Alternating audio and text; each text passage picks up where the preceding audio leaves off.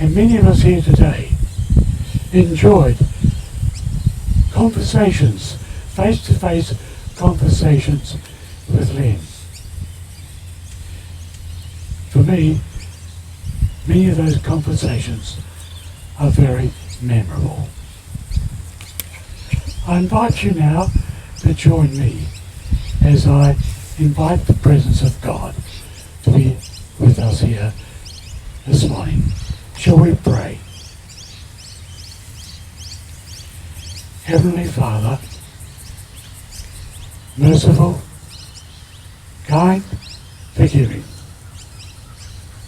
we've gathered here this morning to lay to rest a loving husband, a loving father, grandfather, great-grandfather, and a friend, a dear friend to so many. Len Tolhurst, a man with a passion for the scriptures,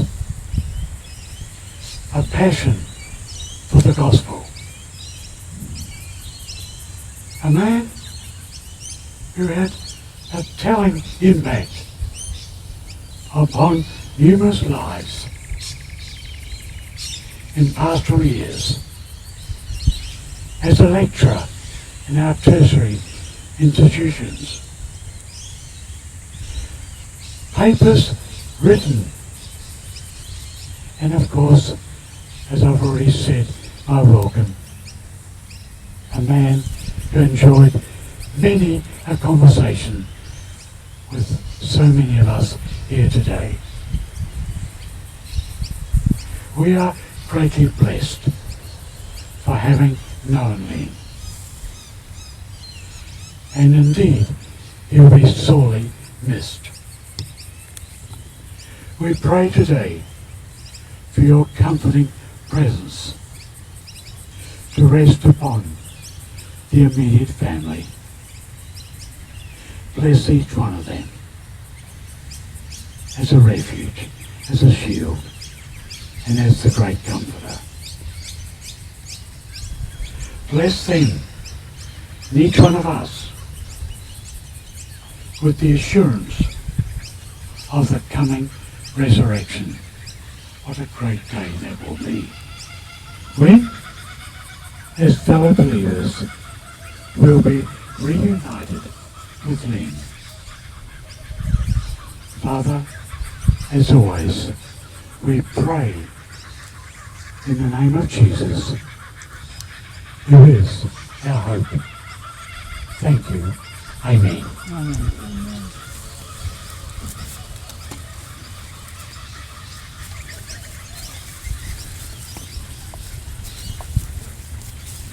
You're going to cry. If you give me one of those $100 notes.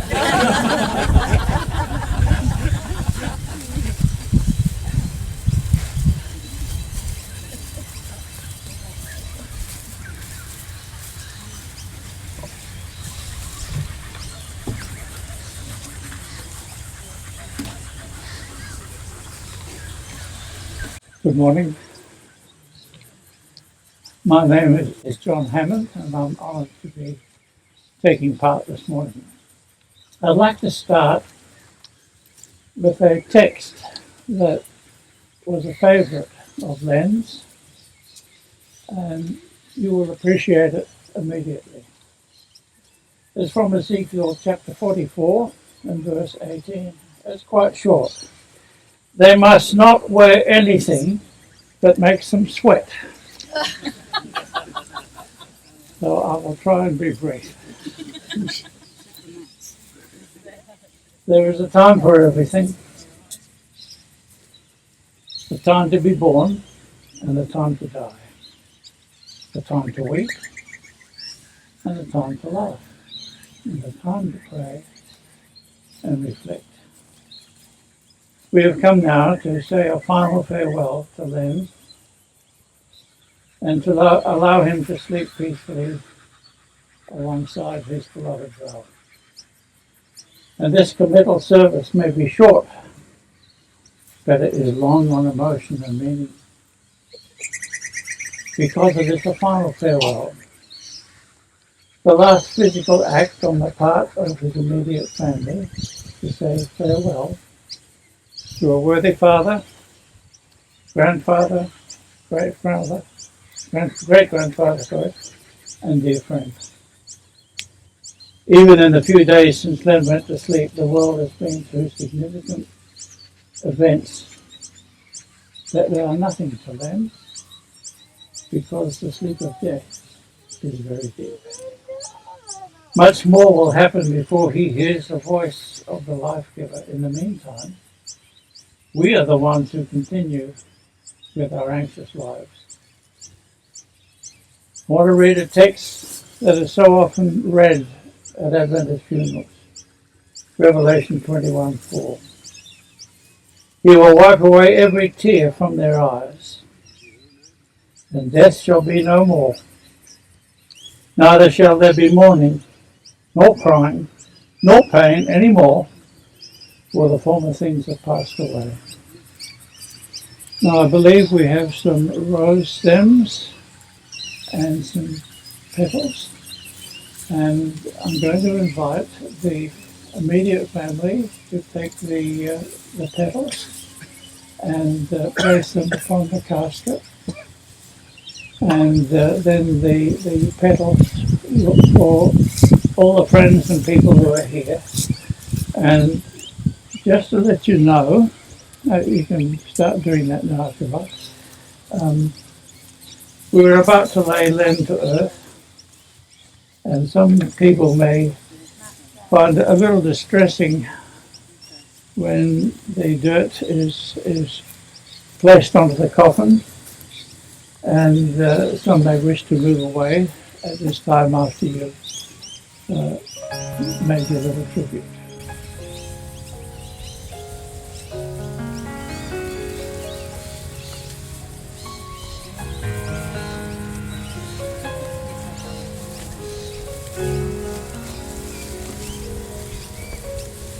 There is coming a day when no heartache shall come, no more clouds. There are plenty of rose stems, no and more tears. we would be really to dim pleased if you the came eye. forward and took one and placed it. All is peace forevermore on that happy golden shore. What a day, glorious day that will be. What a day that will be when my Jesus I shall see. When I look upon his face, the one who saved me by his grace. When he takes me by the hand and leads me to the promised land. What a day, glorious day that will be. There'll be no sorrows then, and no more burdens to bear, no more sickness and no more pain, no more parting over there. And forever I will be with the one who died for me. What a day, glorious day that will be. Oh, what a day that will be when my Jesus I shall see. When I look upon his face, the one who saved me by his grace. When he takes me by the hand and leads me to the promised land. What a day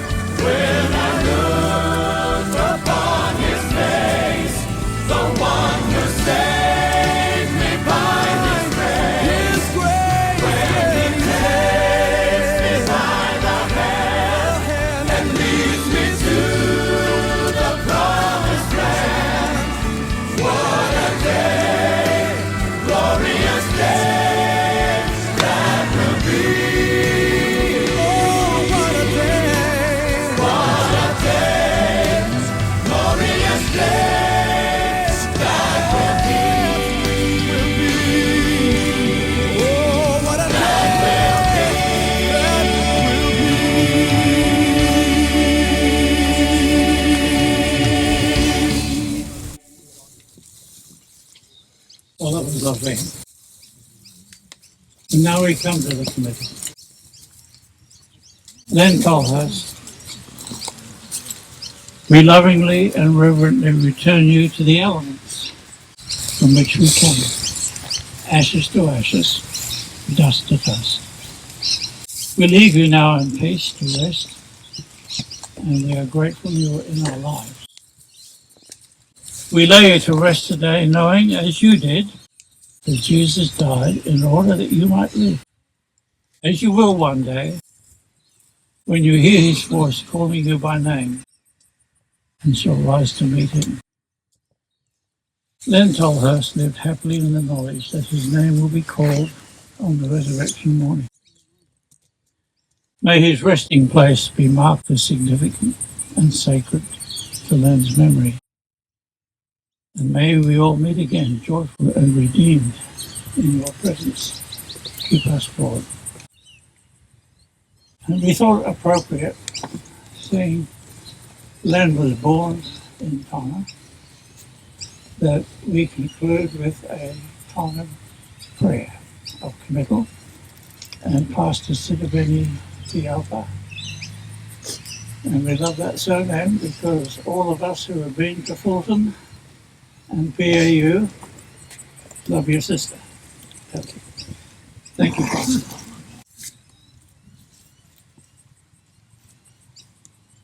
Taulotu e o tua makmafi, ko mau tamai whahewani ai a fiona.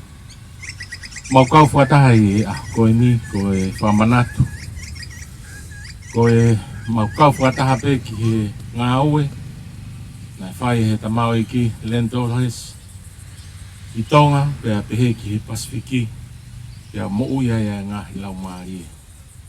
Mau whawhitai ki ho ui ai tamau i ki kene malolo me he ngā ui kotoa pe.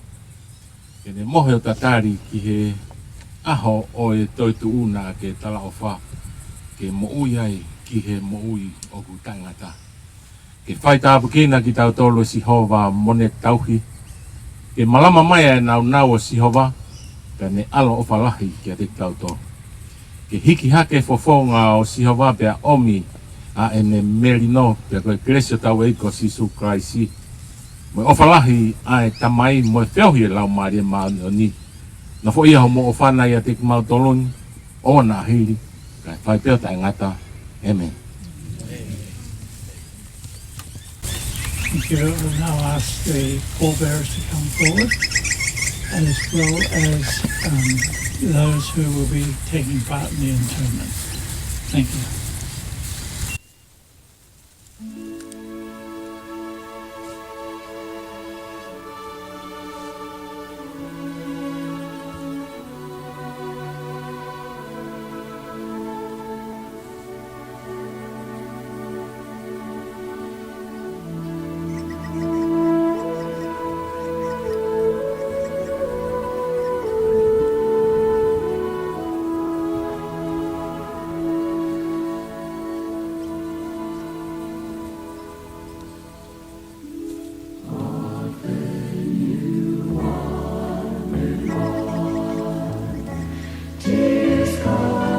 Pallbearers, would you please come forward now?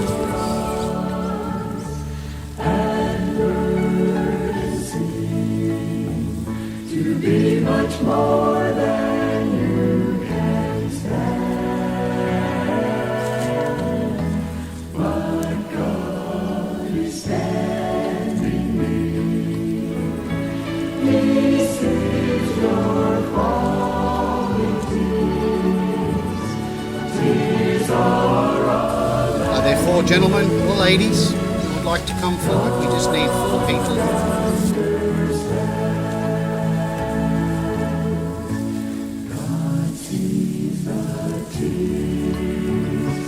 of a broken hearted soul.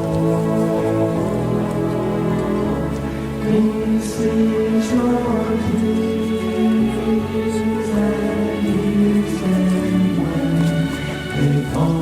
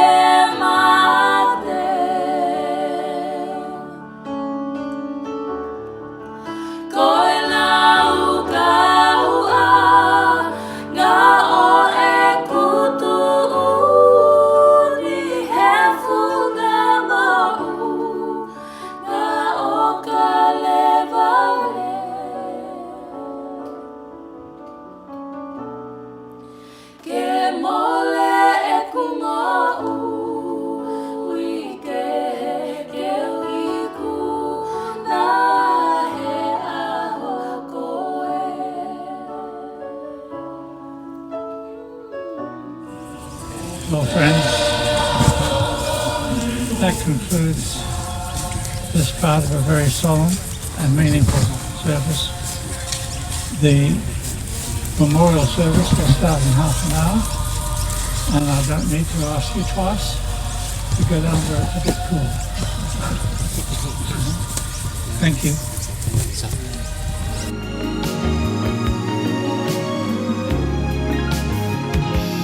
In the twinkling of an eye, he is coming like a thief in the night. He'll be there. We will meet him in the air in all his glory. Maranatha, he is coming. He'll be there. Maranatha, Maranatha, yes. Jesus is coming again. Maranatha, Maranatha, yes. Jesus is coming again. He's coming again. If he came here today, would you be ready? Would you know for sure that he's your Lord? By accepting Jesus Christ as Lord and Savior, we will live with the King forevermore. Maranatha, Maranatha, yes. Jesus is coming again. Maranatha, Maranatha,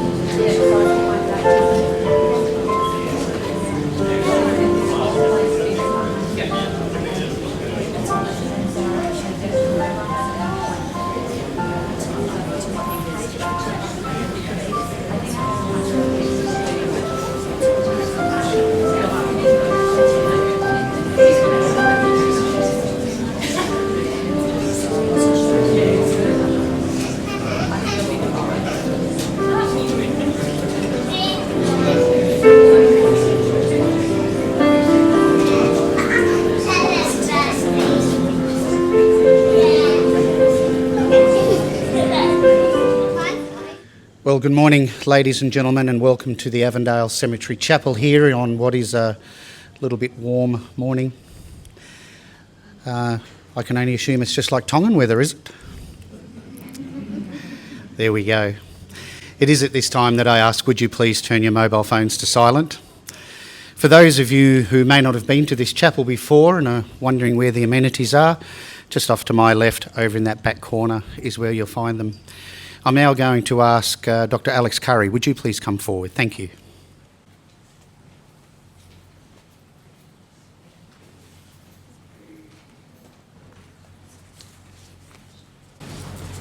Well, good morning. Welcome to this chapel of faith, hope and love. It's a chapel that was built in the name of Jesus. His words are there. I am the resurrection and the life. So this is a chapel of hope. But you'll notice the first point on your program in the order of service is the Tongan Brass Band and Singers. I'm not the Tongan Brass Band, nor am I the singer. I bring apologies, however, from the Tongan Band. They were unable to make it from Sydney today. But the decorations are all from Tonga.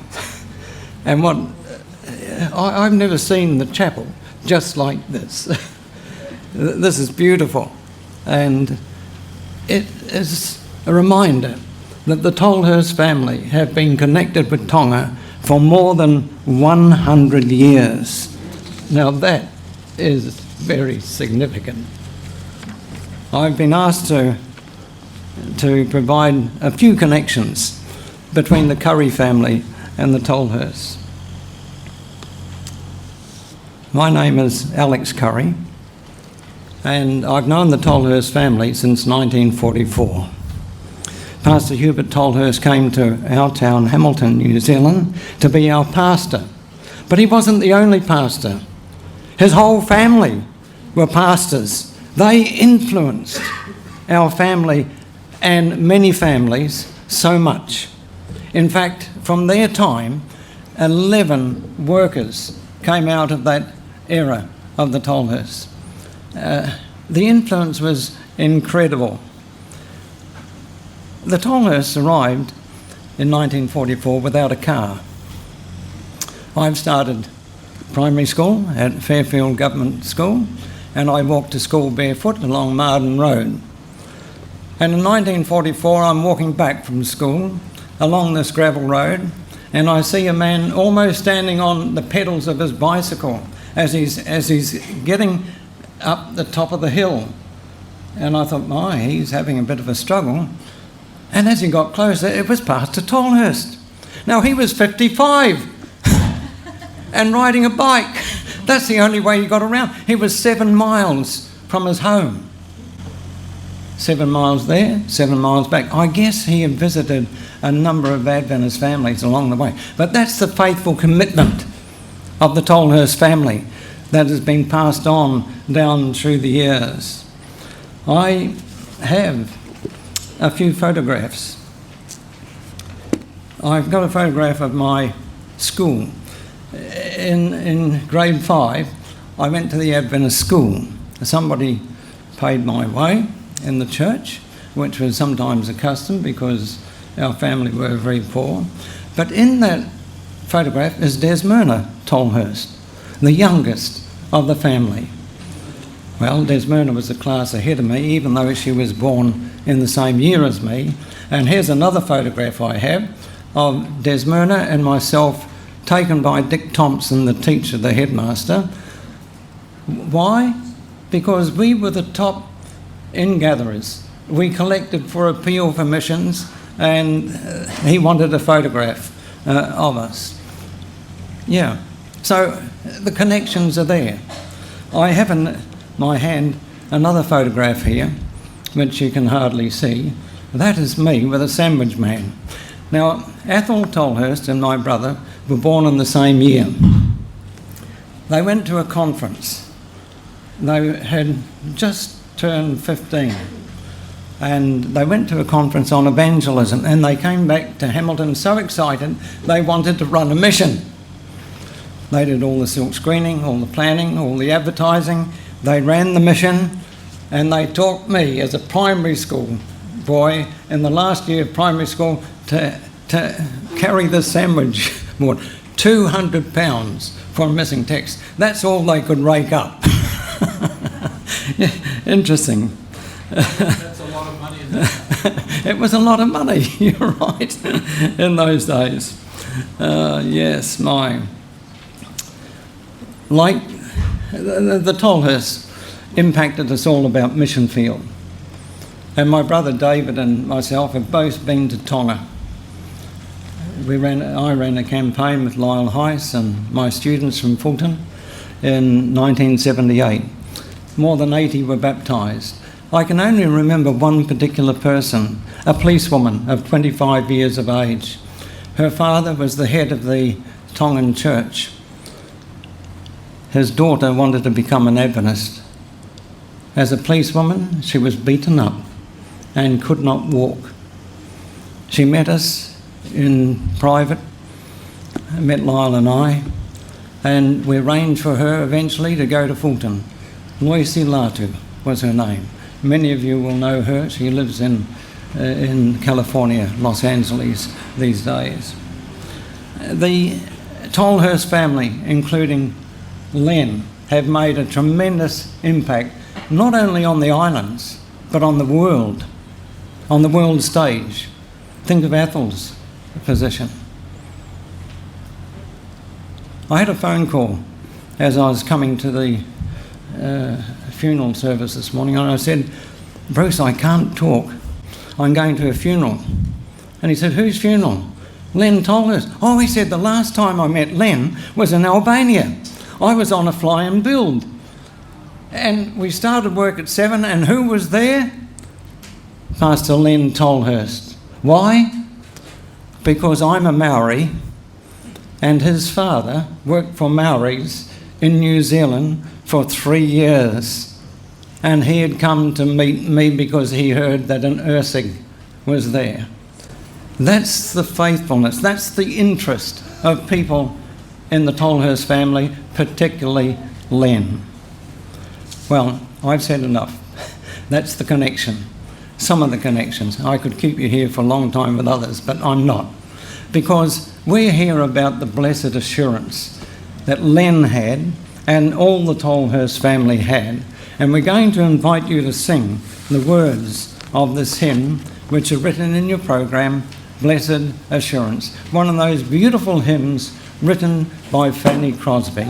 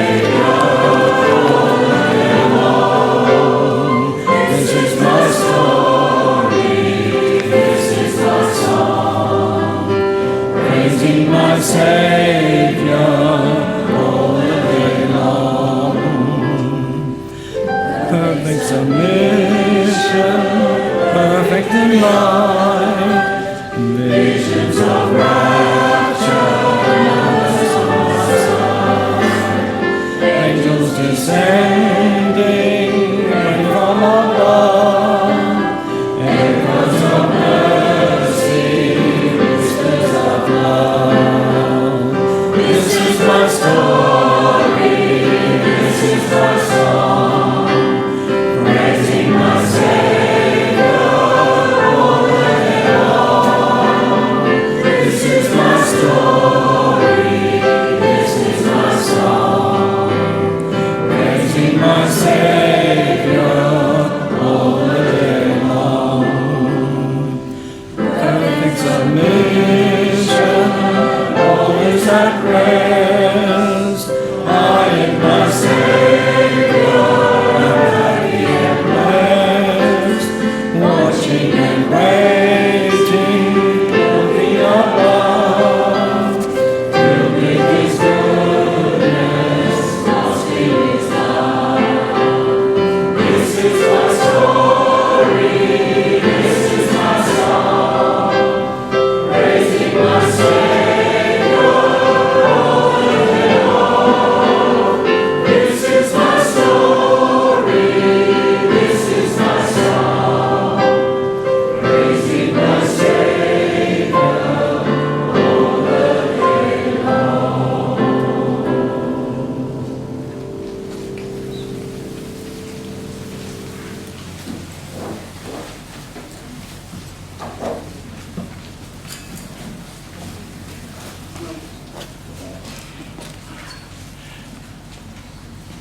The family have asked me to share one or two connections with the Tolhursts. Well, I go back to about 1949. We lived in a town called Apotiki, and Lynn's dad was pastor of Whakatane and Apotiki churches. So that was my first connection with the Tolhurst family. Then, in the late 60s, I was in youth ministry in the North New Zealand Conference.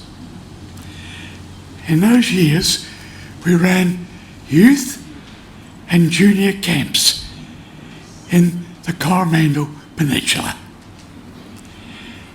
Ewan and Anne were two of our very happy people camping with us. Ewan and Anne, you were good, well-behaved young folk. Never gave us any headaches. Congratulations.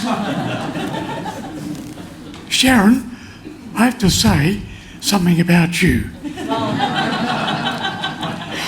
You wanted to be there, but you were too young. But your dad made up for that in some other way to keep you happy. All right.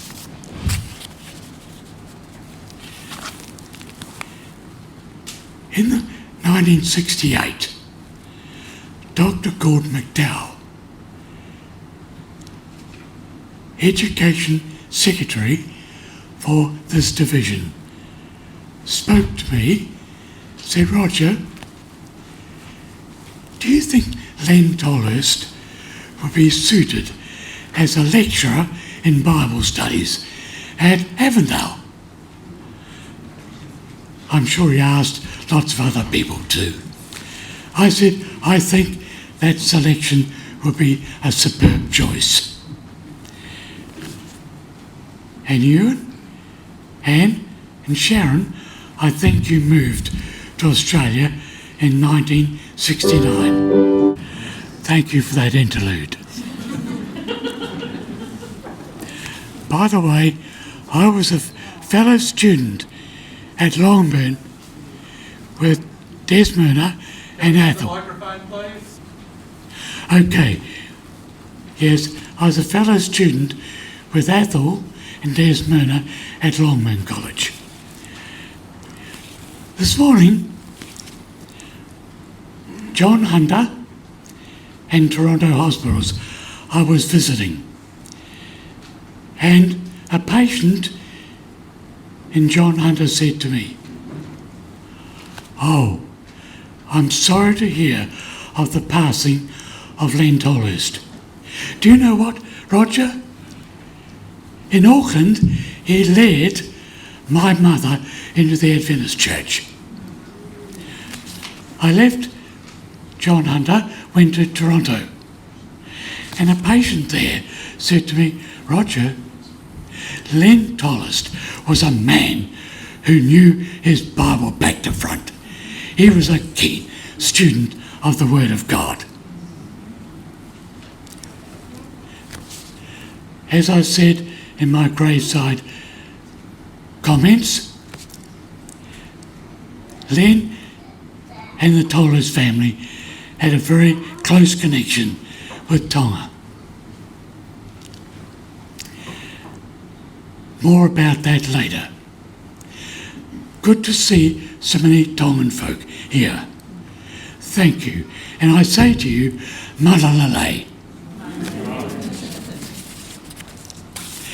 Shall we pray? Let's bow our heads. Our Heavenly Father, our refuge, our shield, our peace, our salvation, and our hope. Today we thank you for the privilege of having been a friend of Len Tolhurst. What a blessing to have known him. Len had such an impact on so many lives in pastoral ministry. In tertiary ministering, mentoring and training young men. Many papers written on theological subjects. And a man greatly valued in face-to-face conversations. We have much appreciated Len's passion for the Word of God, and likewise Len's passion for the good news of the gospel. Today, our Father, we bring to you Len's children, Ewan, Anne and Sharon, spouses, and all the family members gathered here. We feel for them in this sad loss, but we pray you bind up wounded spirits. Comfort them, each one, in their sorrow. Grant them healing in their grief and loss. Heavenly Father, today, point us to the blessed hope. Point us with joy to the great reunion. We look forward with anticipation to that wonderful day when all sorrow and pain and getting older will truly be a thing of the past. Bless all who share with us today. And as always, we pray in the wonderful name of Jesus. Amen.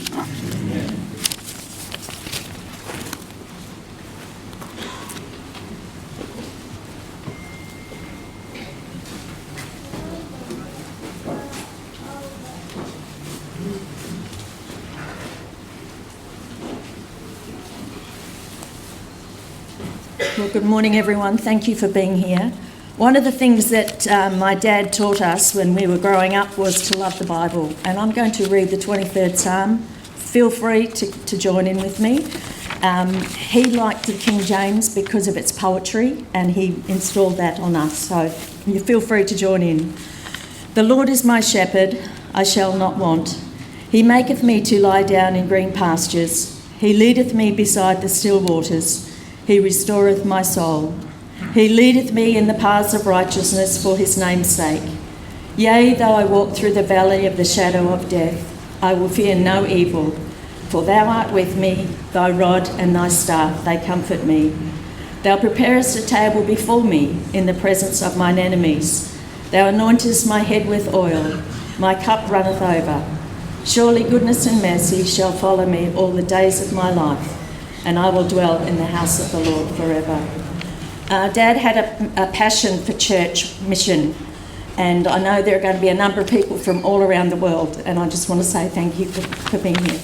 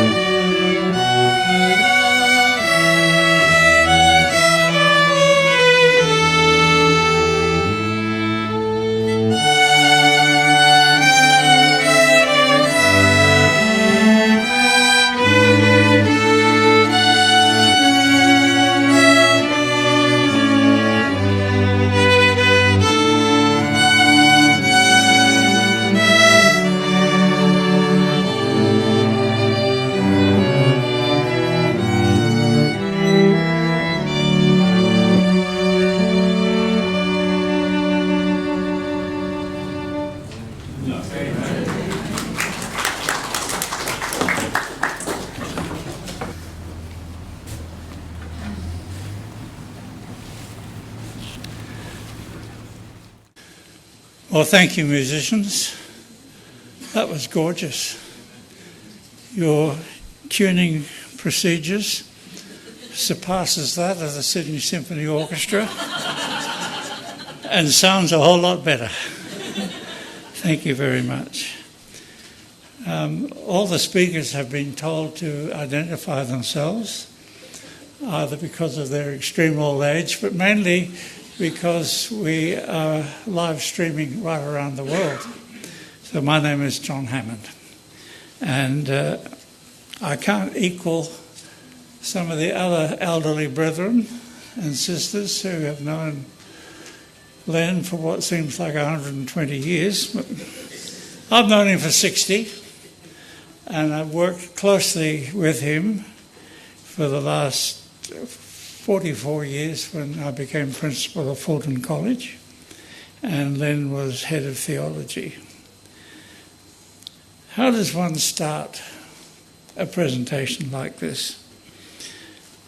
We have a roller coaster of emotions, from sorrow to rejoicing. And I'm sure it would have been Len's wish to have a suitable amount of sorrow, but a whole lot of rejoicing. He really led a remarkable life. Listen to me carefully. We have two main significant days in our lives. The day we are born and the day we die. In between, we have a chance to live, a chance to learn, to love, and to grow.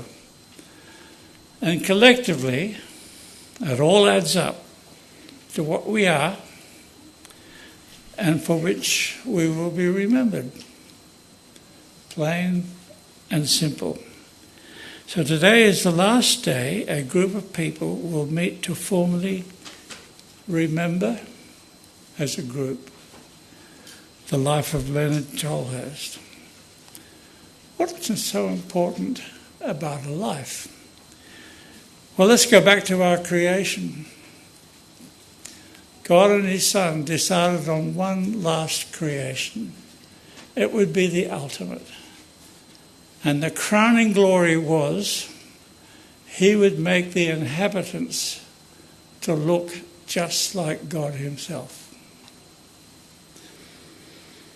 We were part of God's greatest creation. Satan was jealous. In my notes here, I always write Satan in lowercase. We would write him out if we could, because he stole us. He stole God's greatest creation and established the vagabond kingdom. And not only was the kingdom of earth upset and turned on its head, the entire universe was destabilized. We don't often think of that, but God's character and his ability and his purposes were challenged by Satan. You see, Lucifer promised godlike status and superior knowledge, but instead he doomed our first parents and their descendants who were to follow to blood, sweat, sorrow, pain, and finally death. Man was tempted and fell. God was grief-stricken. And the reality of death was introduced to the universe. I don't know if you've heard of the PRB. They're called the Population Reference Bureau in Washington. And they have calculated, as best they can, that approximately 113 billion people have been born since man walked upon the face of the earth. Of those, they calculate, 108 billion have died. That leaves nearly 8 billion people living at this moment, counting us. But every one of us faces the prospect of death. Only 2 recorded who escaped death out of 113 billion were Enoch and Elijah. I've done some calculations. Len lived for 95 years and a couple of weeks. He lived for 34,718 days. A human being's heart beats about 100,000 beats daily. In a year, 36 million heartbeats. I hope none of you are about to have a heart attack from hearing these statistics.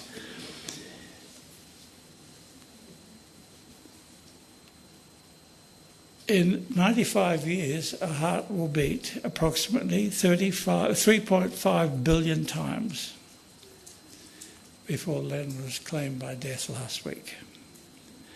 But that's not the end of the story. It is not the final full stop. Praise God that an escape plan was devised, a rescue plan that was to give us hope of living again. The problem was only one person could pay the ultimate price of death for death, and that was a creator in the form of Jesus Christ. You know, our weak human intellects have taken the words of our salvation and we have used them so often that they have become cliched in our thinking and we don't really grasp the significance.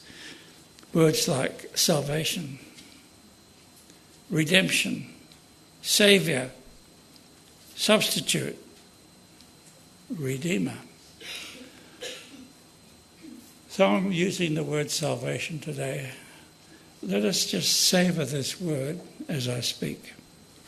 It's only made possible with the Creator himself paying the death penalty. He trod the winepress alone and drank the bitter cup of death. Satan faced God. If you read the book of Job, that's what it's all about. And he stated that man was so corrupted that there was no way he could be saved. And I'm making up a conversation between God and Satan. Not so, said God. I will show you, Satan. I will put so much faith in these sinful human beings that you say cannot be saved because they are lost. You claim that they are your property and you're gloating. Well, I'll tell you what I'll do. In the bloodline of the Christ who will be born, I'll put a prostitute in, Rahab. I will put somebody in from a despised and hated and corrupt nation, Ruth. I will put in murderers, adulterers, you name it. They will be in the bloodline of the Saviour, and they will be part of his salvation. I will even choose people before they are born. I'd like to believe that this happens today. If only we could see into the future and be told how God saw your life before the night of your conception. And he said, that person, I know his name, I know her name, is going to be one of my servants, one of my spokesmen.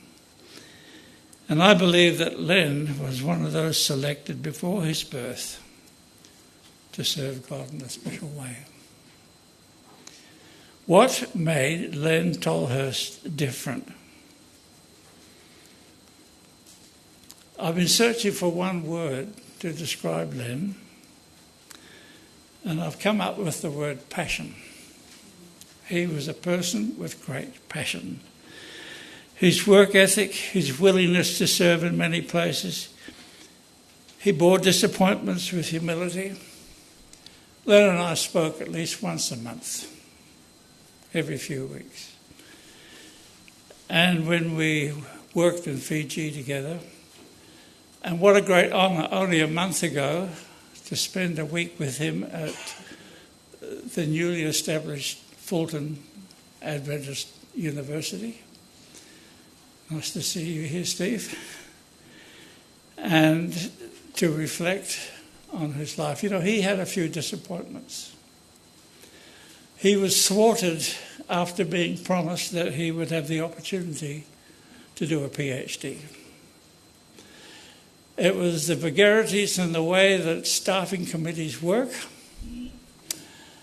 and good people are often sidelined, and I suspect also that Len was seen as so valuable a missionary wherever he served, they didn't really want to spare him from that.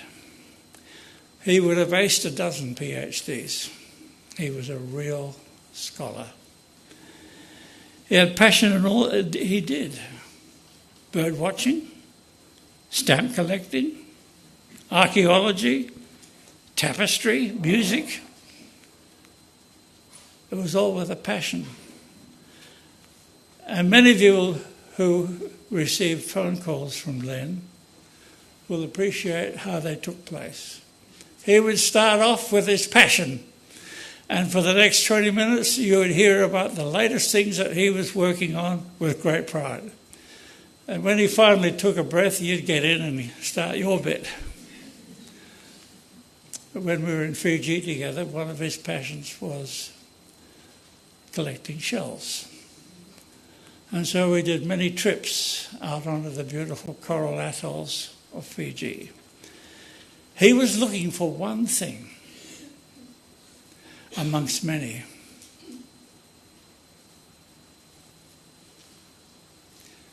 The fabulous golden cowrie. It's worth more money than I am, I think. And this was given to me. I could never find one. And every time we went onto a reef, Len was off the boat, head down, not looking at the clouds or the beautiful ocean. He was looking on the sand for a golden cowrie. And we could sense a disappointment that Len was not finding the very rare golden cowrie. So we decided to make one for him. I'm amazed that after all these years, the family still kept it. This is an ordinary measly tiger cowrie, and it's a pretty dark gold, but we painted it and carefully placed it on the reef where we knew he was going to walk. And we told everybody to hold back and to watch the show. Well, Len leapt off the boat with an alacrity that belied his age, and off he went, and we saw him stop. And he started, he looked down, he reached down and he picked it up. He did sort of a whooping war dance of glee. And then he started to lick his finger and scratch it. And he turned around.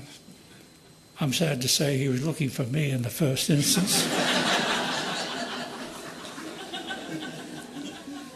Len did get his own golden cowrie, but I was absolutely gobsmacked when you told me, Sharon, you still had it. Can you put that on the table? It's worth a lot of money. Yep. I don't want to do another one. He had this passion. Today we cry for Len Tolhurst, whom we loved but now realise that we'll never hear his distinctive voice. Any one of us in an audience of 1 million people, if we were to hear Len speaking, we would all say the same thing. It's Len. He had a very distinctive voice. Right to the end, he had the voice of a 30-year-old evangelist. And his intellect was there right to the end. What a way to go. We will never again see or touch him walking around until the day when Jesus returns and all has been restored. Does God cry? Yes. In Jeremiah 14:7, my eyes flow with tears day and night without stopping because my dear people will suffer. You know, I would think that the day that God and Christ said goodbye, before Christ came down to this earth to become an organism in a minute cell and grow, I'm sure they would have clung to each other and wept.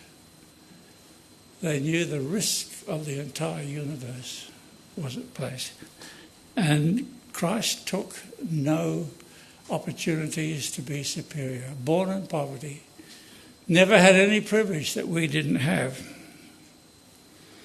He was born as a helpless baby and grew in grace. And his greatest miracle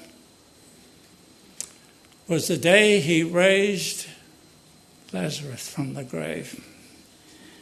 Graveyards shook and devils trembled when Jesus arrived. There was a huge crowd there. Satan was present. Jesus knew what he was going to do. He knew there would be rejoicing and wonder. But he still cried, because he knew the awful thing that death was. And Satan trembled. Satan was most alarmed when Jesus approached the tomb, and he'd surely be alarmed at the knowledge that Jesus is coming again. I'm not one who normally says, can I hear an amen, but I wouldn't mind hearing one for that. Amen. Oh, good volume. He's coming again soon to unlock the prison of death that has held about 108 billion people. Dear family, you have loved your Len. You have prepared for this day, although it came a bit suddenly. He started to become unwell just as he came back to Australia, and so did I. I'm only just getting over a bug. But when he closed his eyes in the sleep of death, you realised, and indeed anticipated, but it's still a shock. And today you are feeling grief. You are truly bereaved. We want you to know that God keeps his promises. Our salvation was paid for so dearly, but it's now a guaranteed promise by God himself. It is my prayer that we will all be kept faithful to the promise that we made. We live in a post-Christian world, but every one of us is an ambassador for God. He will surely return. And I'll finish with the beautiful words of Isaiah chapter 41. Fear not, for I am with you. Be not dismayed, for I am your God. I will strengthen you. I will help you. I will uphold you with my righteous right hand. God bless all of us who mourn.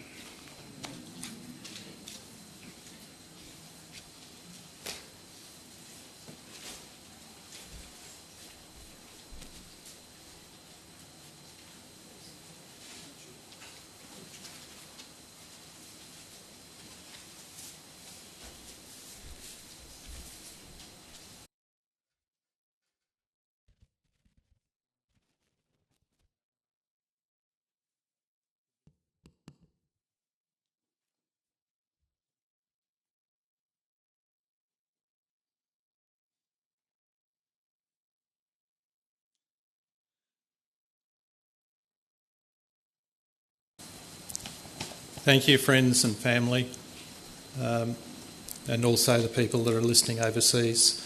We know I've got cousins listening in California, Albania's listening, and quite a few other places. My sister could probably give you a running list, I can't, but he was known all around the world.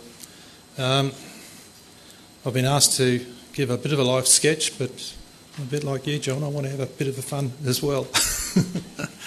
So anyway, my dad was born on the 13th of December in 1930 at the home in Tonga to missionary parents, and you've labelled the missionary parents. In fact, my grandfather's first wife is buried in Whaua, and she was the first Avondale graduate to die in the Pacific. So we go right very back to the beginning. So then my grandfather came back and married her sister, and she was the grandmother that I knew. And that's the graveside that you actually went to, Pastor Nixon. You would have been at that graveside in Whaua. He was the middle child of 7 children, 5 girls and 2 boys. We have often said that the Tolhurst family ran incognito. They used other names because they were married, and those people were often involved in the church, or all of them involved in the church work. His early education was by correspondence until the family moved to New Zealand when Len was about 10 years of age. Going to public school was daunting for a shy boy, and it took some time to adjust. For those who think Dad only read theology books, his first favourite was Wind in the Willows. Read by a teacher in the next classroom, Dad and Dorothy, his big sister, were supposed to be doing the correspondence class in the room next door, and they had no supervision, obviously, and they used to lie on the floor and listen underneath the door to the teacher telling the story next door. And if you've read The Winds in the Willows, it's very addictive. It was certainly given to me and read to me when I was in school. It's a great story. It said here, he was listening at the door instead of finishing their lessons. They loved Mr. Toad, Rat, Badger and Mole. After attending high school in Hamilton, New Zealand, he commenced theology studies at Longbourn College. Then he went to Avondale College, graduating with a licentiate in theology. He was the first person to get that award, and he's the only person to get the award that he was there that year. And then he also graduated at the same time from a teaching certificate. He was a primary school teacher, fully trained. So he did a lot of education, and that enabled him to be a good teacher. Primary school teachers are very skilled at their job.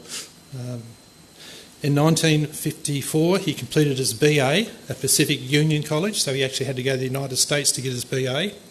He married Mum at Vancouver Island, British Columbia. That's right up there in Canada. After she was asked by mail to accept. Dad was actually engaged to get married, but it took him 3 weeks or 2 weeks or something to find out.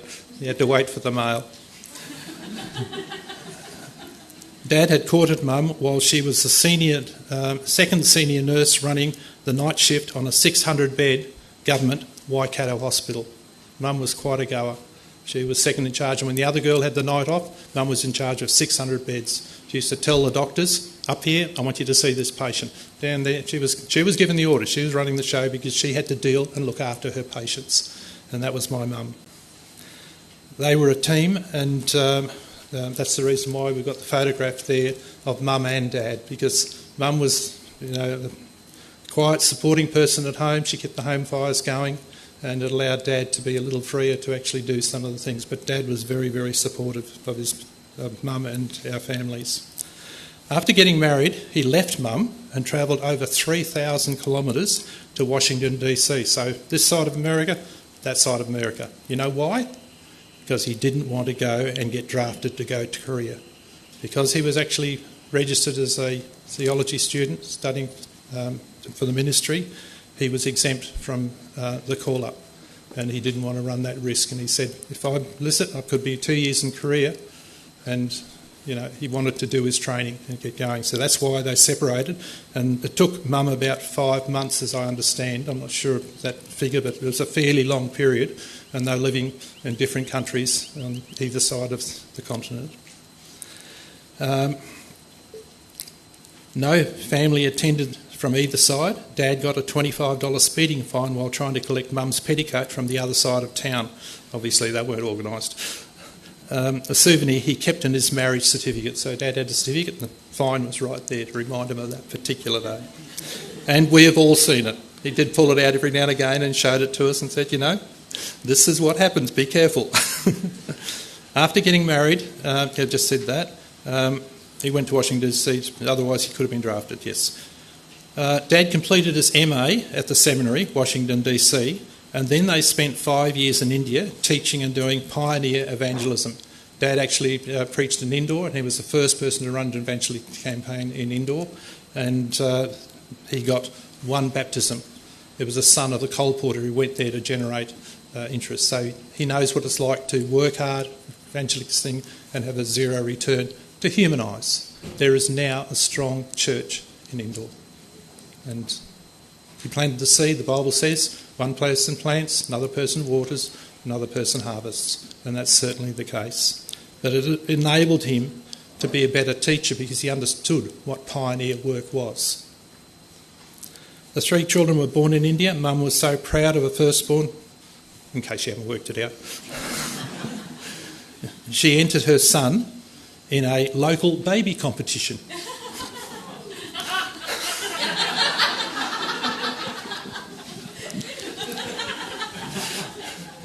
Dad always said, I would have been disqualified as I was the wrong complexion.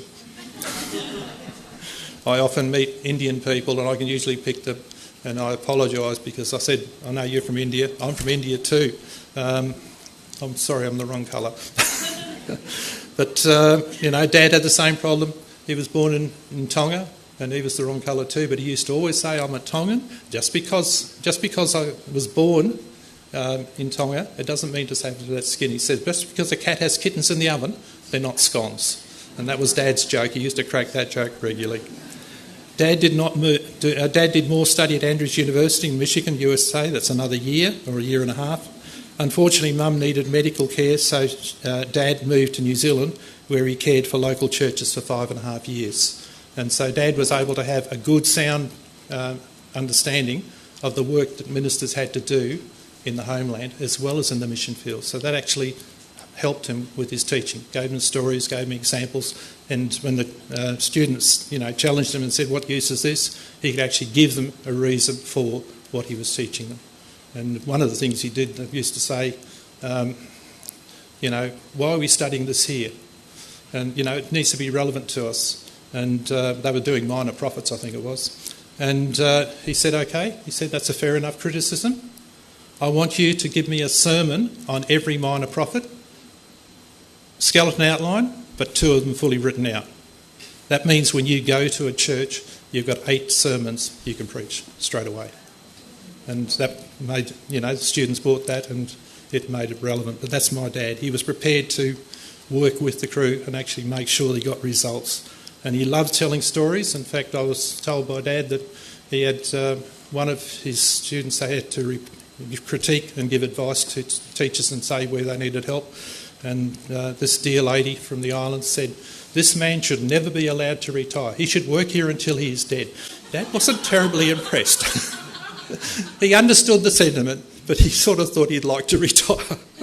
But thank you very much for the love for the island people, because the island people really took Dad to heart, because Dad could always say, I'm a one-talk. I might look different, but I'm a one-talk. I'm a Pacific person.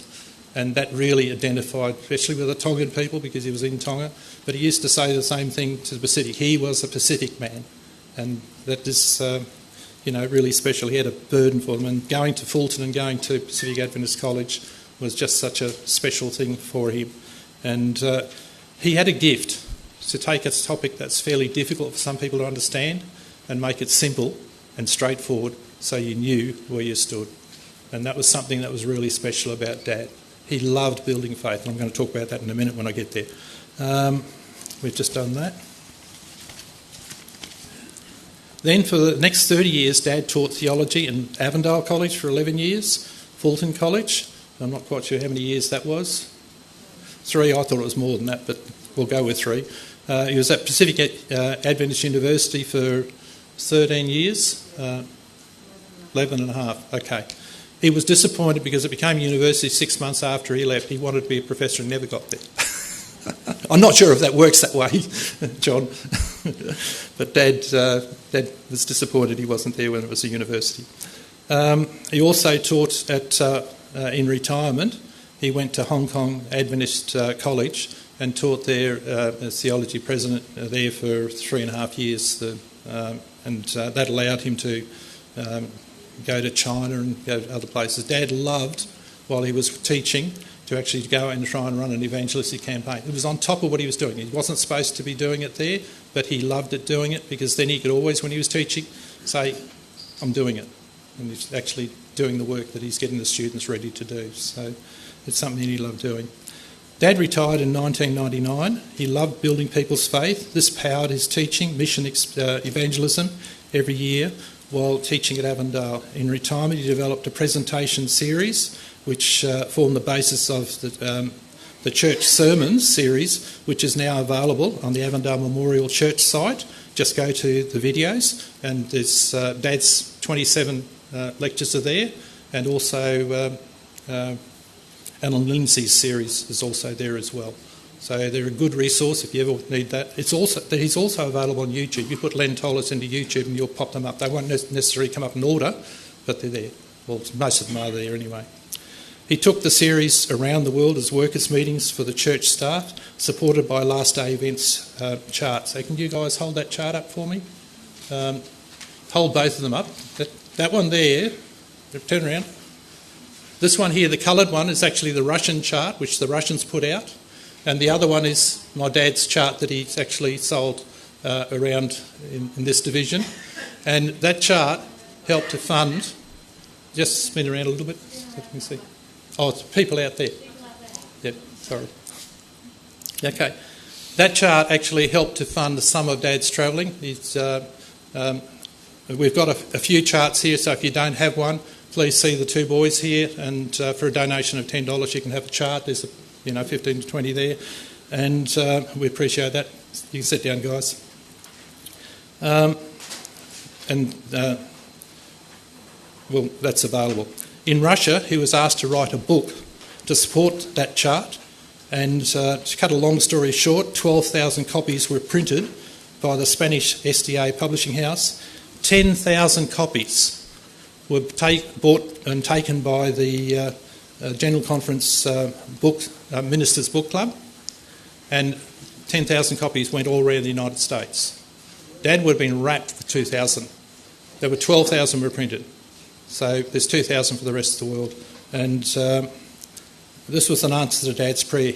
He was not impressed by some of the mistakes they made, and so he's been getting some of them in, correcting the mistakes, and then sending them out. And we've actually got a box or so of them. These are all corrected, so all the corrections are done.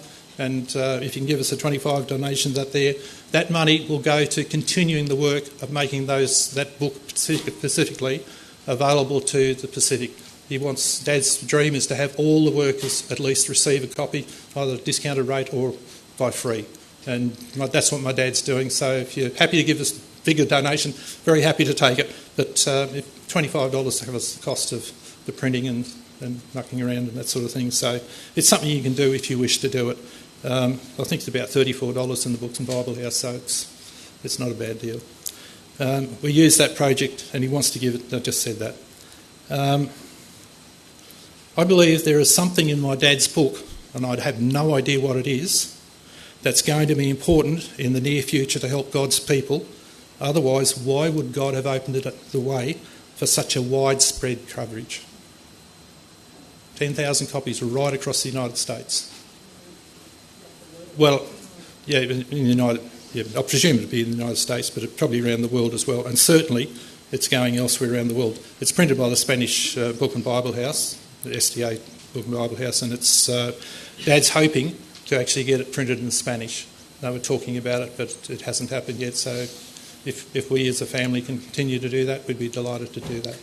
But there's something in that book that's going to be useful.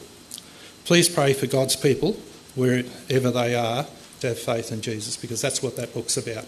It's having the gospel in the setting of last day events. Mum's health deteriorated. Dad cared for her at home, though she's had several falls and a break of a hip, and finally she had to move to aged care. The doctors would not let Dad keep her at home anymore. Dad visited every day and helped with feeding, treats and care.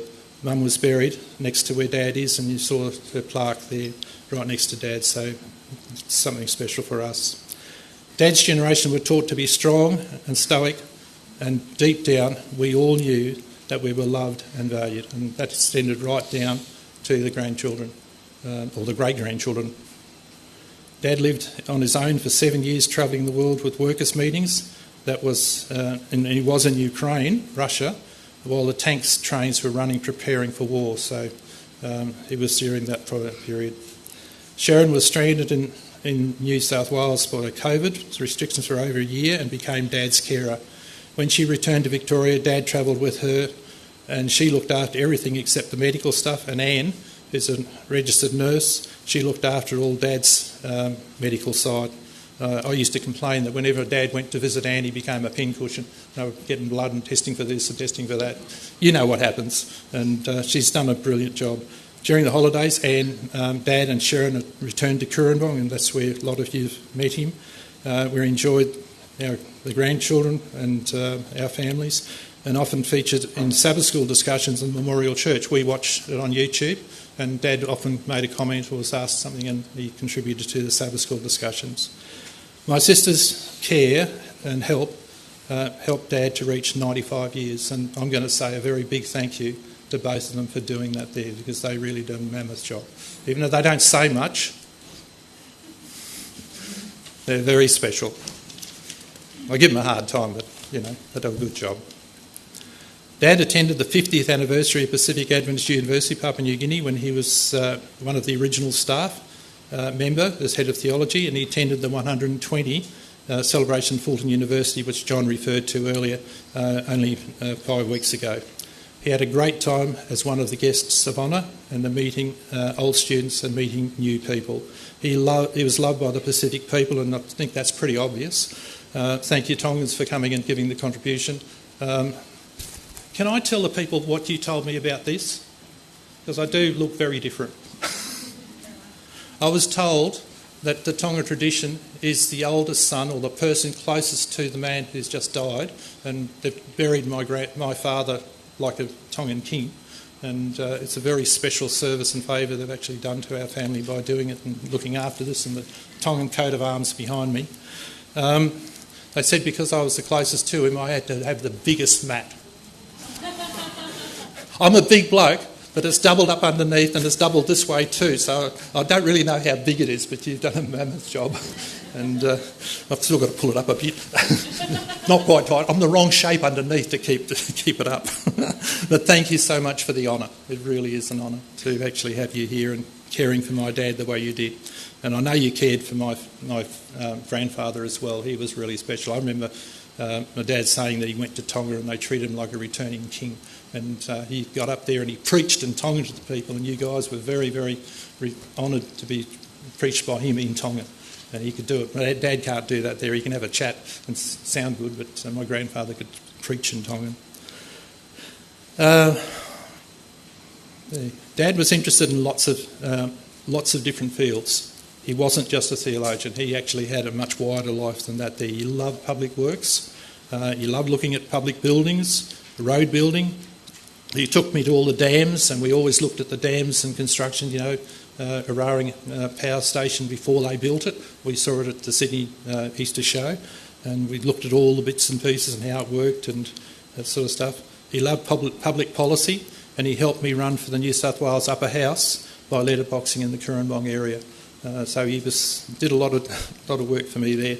And by the way, out of the 80 people that ran, I was plonk in the middle. So I didn't embarrass myself. I was only 20 off being elected. There were 20 people in front of me, but that's pretty. I was very honoured by what actually happened. Now, does anybody know who the Count is from Sesame Street? There's a few nodding heads. Yep. My dad was related to the Count. He counted trucks, he counted vintage cars, anything unusual on a busy road. Sharon can attest to that. He documented lots of activities. Every day, after he finished whatever he did for the day, he sat down and he wrote down the mileage and where he went for that day. I know that was for the conference president because he needed to know the car allowance, but he did that religiously. Even when he wasn't getting a car allowance, he still did exactly the same. That's what my dad did. He also wrote down how many times he spoke publicly since he retired, and we couldn't quite find the number, but we know it was over 2,000. So it's a lot of contribution. In fact, some of the presidents actually said, as ministers, he didn't preach as much as Dad did. He just loved talking to people and encouraging faith. He's been to 109. Can you lift that other map wherever it is? You might have to grab that. We had a bit of fun with, grade 1 colouring in, so don't be too hard on us. But this is the map of the world, and there are the countries that he has been to. Okay? It's 105 countries. Just move around so everybody can sort of see. Not too fast, you've got to let the wind not blow it. But that gives you a bit of an impression of what it is. He hasn't been to Alaska, but the rule was, if he'd been to the country, it was all coloured in. So, it's a bit of a cheat, that bit, but you can see that there. But they were married in Canada and certainly went to those. He didn't speak in all of them, but he certainly ran workers' meetings in an awful lot of them. I don't have that number. He counted how many. He had over 600 aeroplane flights. He was a bird watcher, and we're not quite sure about the number. It was over 12,000 species worldwide. And does anybody know what Sudoku is? Okay, there's a book of Sudokus there. If you look in the very back page, he's done 14,198 that he documented. He used to take the Sudoku. He said it was the way he kept his mind working. So, he was still doing that right to the very end. He found out our granddaughter did Sudoku. That's the one sitting on the end of the chair there. So he challenged her to a duel. This was about 10 and 15 years ago, mid-70s, almost 80 in that range. She wiped the floor with him. So they sat down, and to my daughter's credit, she came out and I said, you finished it, you wiped the floor. She said, no, I don't know if I'm right. He's, we'll check with him later. Anyway, he came out devastated, and so they sat down and they both managed to get it right, but he then sat down and talked to her, and he learnt some of her educated guesses tricks, and so he added that to his repertoire of how to do them. My other daughter said she wiped the floor with him too.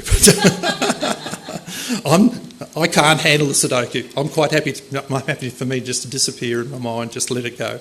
But he loved doing that. He learned techniques. He's always prepared to learn. That's one thing about my dad. He's prepared to learn. He was very competitive and loved sports, including Olympics, playing cricket. And as a slow bowler, he was hammered for runs all over the place. But one ball every over was unplayable. And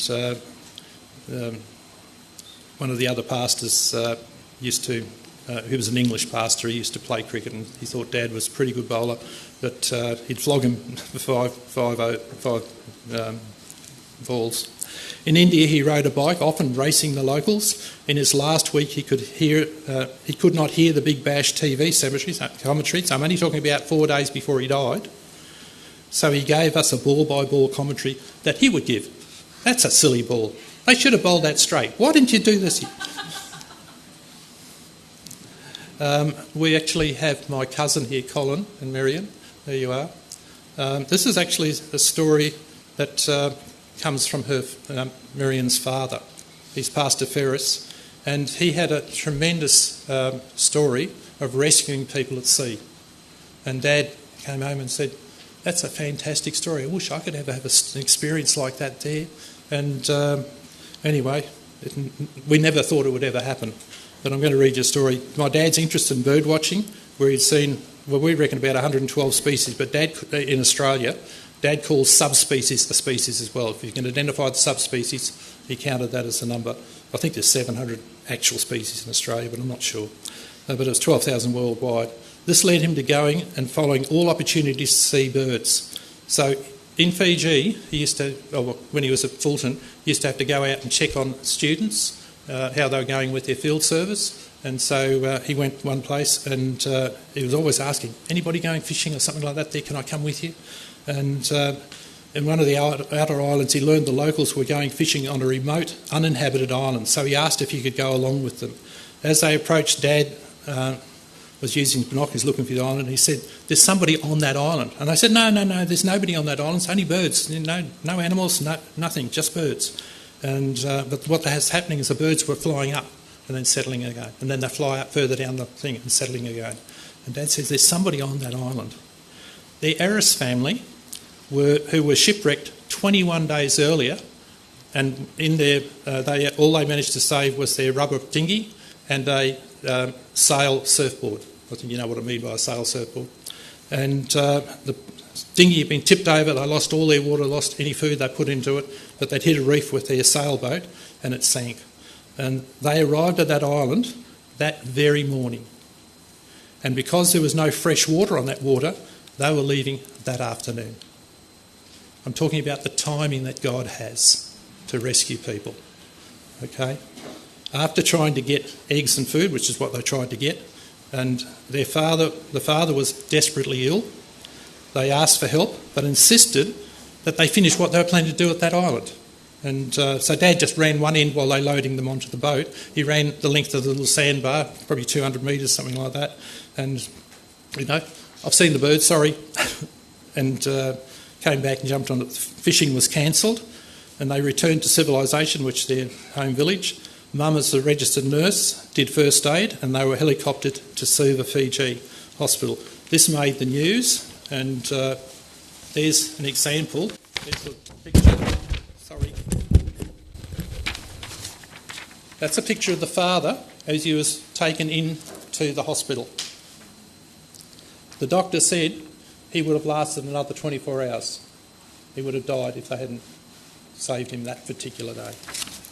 And this is a much better picture at the end, about the time they were discharging him from the hospital with Mum and Dad. Okay? So that was a pretty exciting story. Not as good as your dad's, but close. As good as our family's ever going to get. So thanks, Miriam. Anyway, the father was very ill, that's it there. Yeah. They've been friends ever since. God wants us to prosper and be in health, just as you grow in your faith. That's 3 John 1 verse 2. All things that damage your faith are from the enemy. And John, you were talking about the enemy. That just tells in there. The story was written up in the Reader's Digest, in the book section, which is a big section at the back of the Reader's Digest, twice. Once in the Pacific edition and then in the worldwide edition about 12 months later. So it's a pretty big story. Dad had 3 heart attacks. I'm going to talk about his health now. Sorry. Is that working better now? Thank you. Dad had 3 heart attacks in 24 hours when he was visiting Perth when he was 76. He should have died when he was 76. All the rest of the family died 69 to 82. They all died in that range. Dad made it to 95. But God wasn't ready to let him go at that time. He had 2 stents put in and a third 6 months later at the SAN. His cardiologist said he had 2 genes predisposing him to blood clots, and he should have died at around about the age of 50. Because of the Adventist lifestyle, he lived didn't have that heart attack until he got to 76. It's very important to look after your health, especially the blokes. Make sure you look after your health. Okay.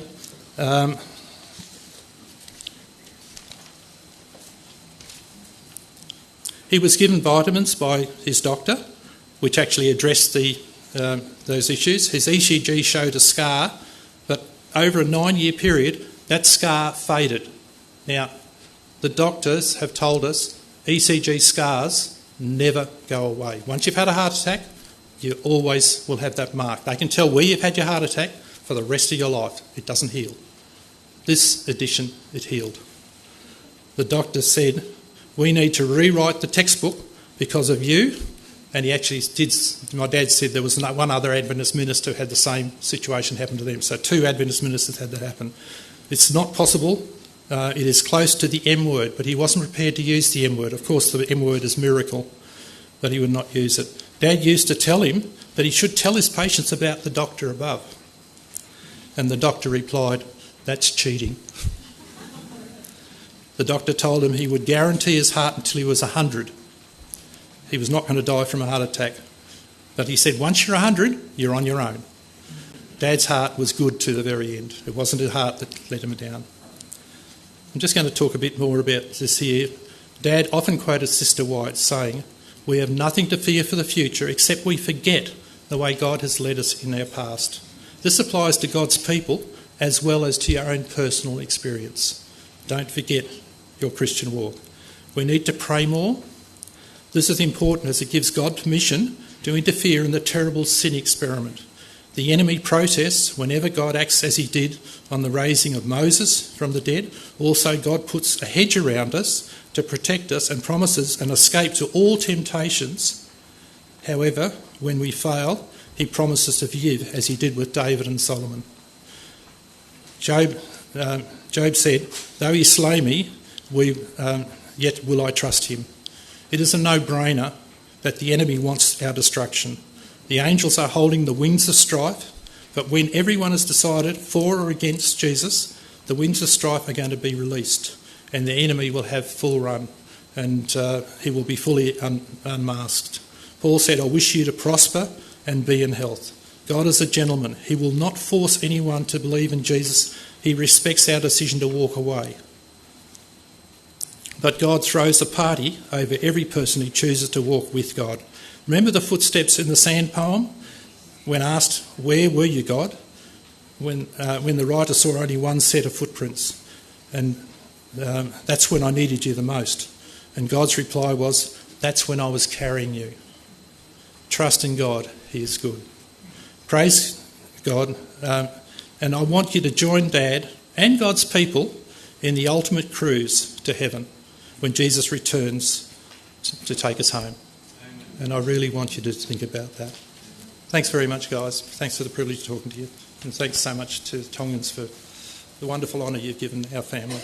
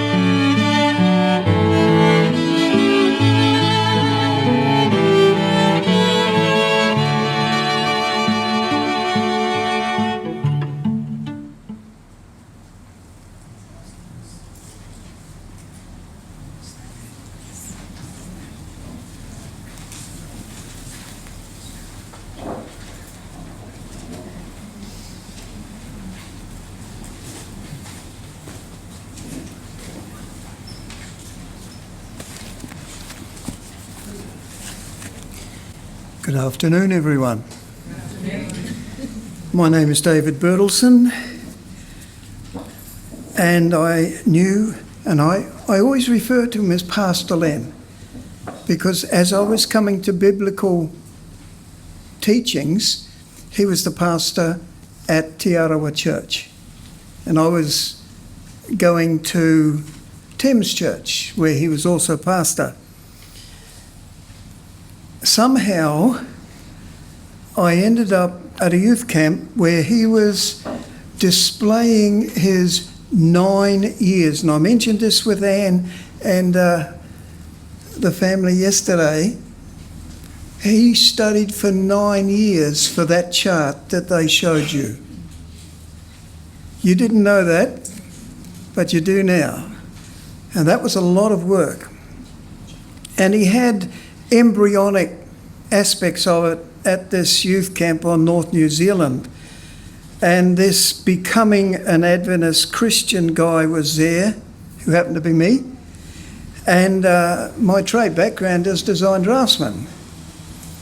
And I looked at it and we made some decisions. And the chart that you have now that has gone worldwide, I spent hundreds of hours hand stenciling every letter and every number. That was when we were in New Zealand. He then came across to Avondale, and climatic conditions are different here, aren't they, to New Zealand? And the permatrace and the ink that I had used in New Zealand smudged. So he got back to me and he said, "David, can I call on you again?" And so I spent another several hundred hours and then science printed it, and that's the chart that he has that has gone worldwide. I'm not sure if he didn't have ulterior motives about this becoming a Christian young fellow. By working on that chart, what was he actually doing? He was teaching me. And it's only recently that I've thought, you cunning old hound. And I'm not saying that disrespectfully. But we got to Avondale to train as a minister when he was here. And he wanted the class, he was teaching Daniel Revelation, he wanted the class to do a last day chart. And the guys all knew that I'd done that, and they said, "Give David an A." And he said, "No." He had a great sense of justice. "No," he said, "he will have to do out-of-class hours just as I am asking you to do. But I will let him choose his own topic." 86 pages later, I gave him my thesis. And the guys just came to me and got photocopies. It was easy for them and hard for me. One experience, well, there's a couple of personal experiences, and Sharon said, "David, talk for as long as you like, but get everybody else to be short." And my wife has said, "You be short." He, when he came back from one of his digs, he used to like a beard. And he came back, and of course the rules at that time were clean shaven. And he got the word that that beard had to come off. And he came to me and he said, "David, can you come out and can you do something for me?" And so round the back of the library with a camera and a comb, I combed his beard out and photographed it for him. That was just one of those little human interactions that he had. Another one, and this is special for you and girls. We had a close relationship, otherwise he wouldn't have shared this. He said to me one day, he said, "You know, I was lying in bed the other day next to my wife. And he said, I had the most overwhelming sense of love for her." You know that as family. But to share that very intimate moment with me was very, very special. But then he had a sense of humour as well, and I had a GT Cortina, and I was dating this young lady who used to travel in the back seat of the car, by the way. He would never have another woman other than his daughters at that stage or his wife travel in the front seat of the car with him. A lady always was put in the back seat.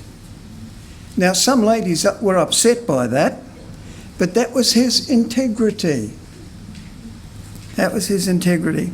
Anyhow, with a sense of humour and a grin on his face one day, he said to me, he said, "David, why did you buy a car like that with this big thing down between the front seats?" He said, "Aren't you going out with Elaine?" And I said, "Yes." He said, "Well, how do you get on with that big thing between the seats?" He was mischievous as well. He was mischievous. I loved him. I was part of that phone connection, and it was very, very special. Now, I have a message to read, but we also have a gentleman from Fulton University here. Where are you, my brother? I can't see him.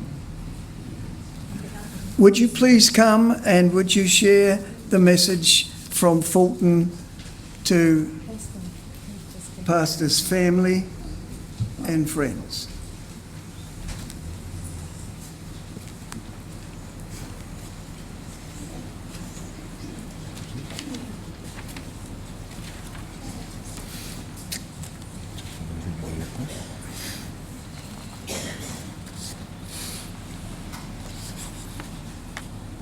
Thank you for allowing Fulton to have a short time in this program.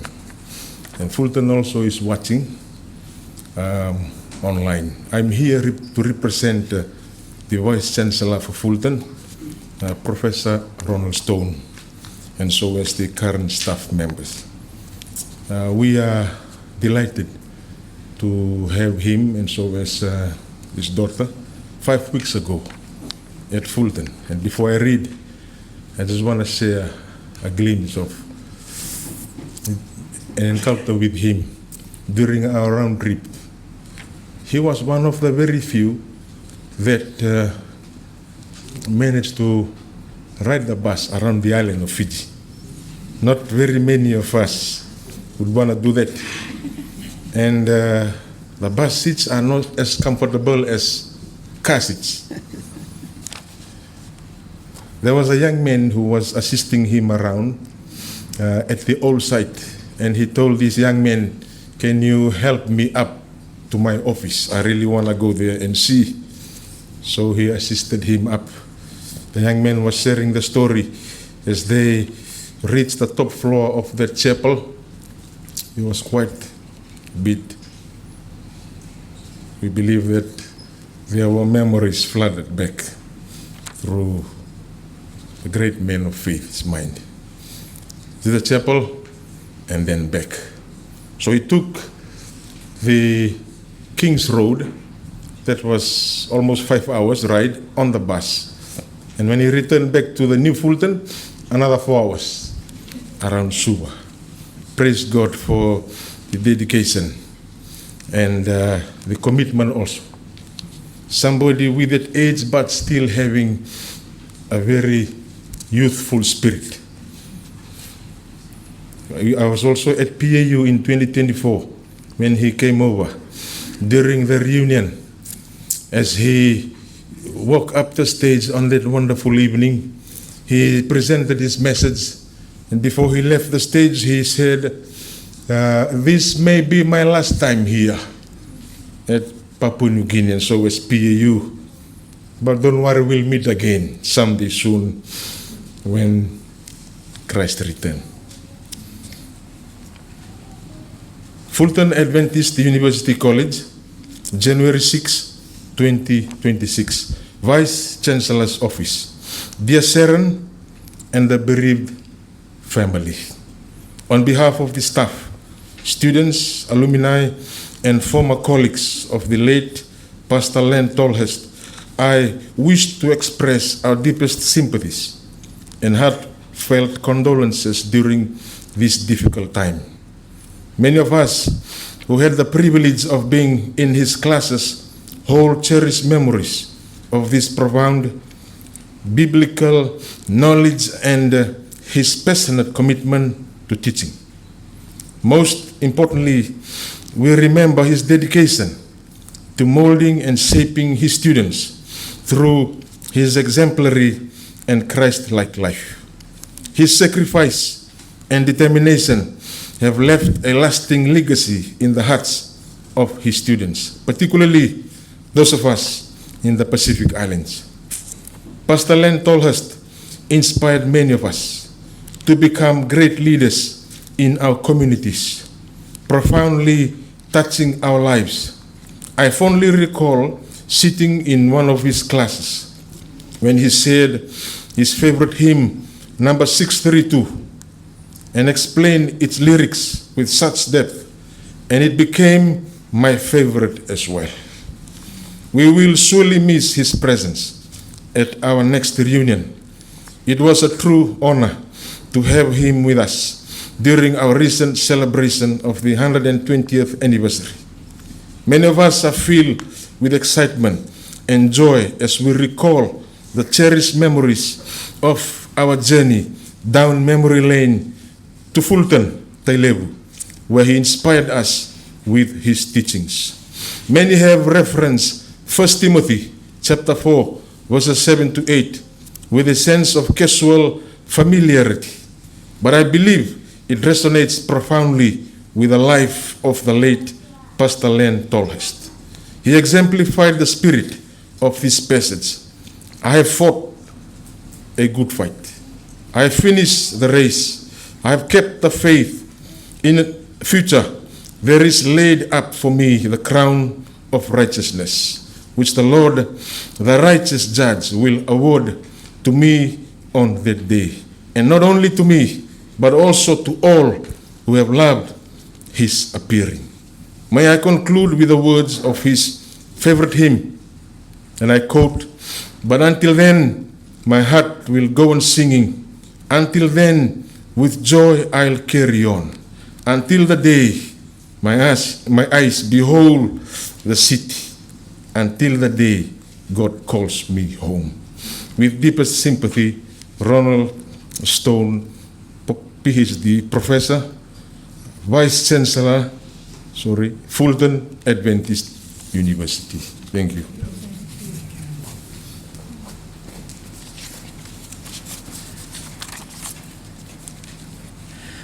Thank you, Brother Afasalisio.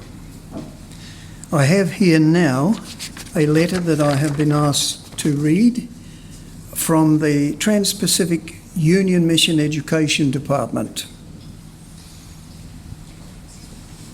to the Tolhurst family, especially the children and the extended families in Australia and other places.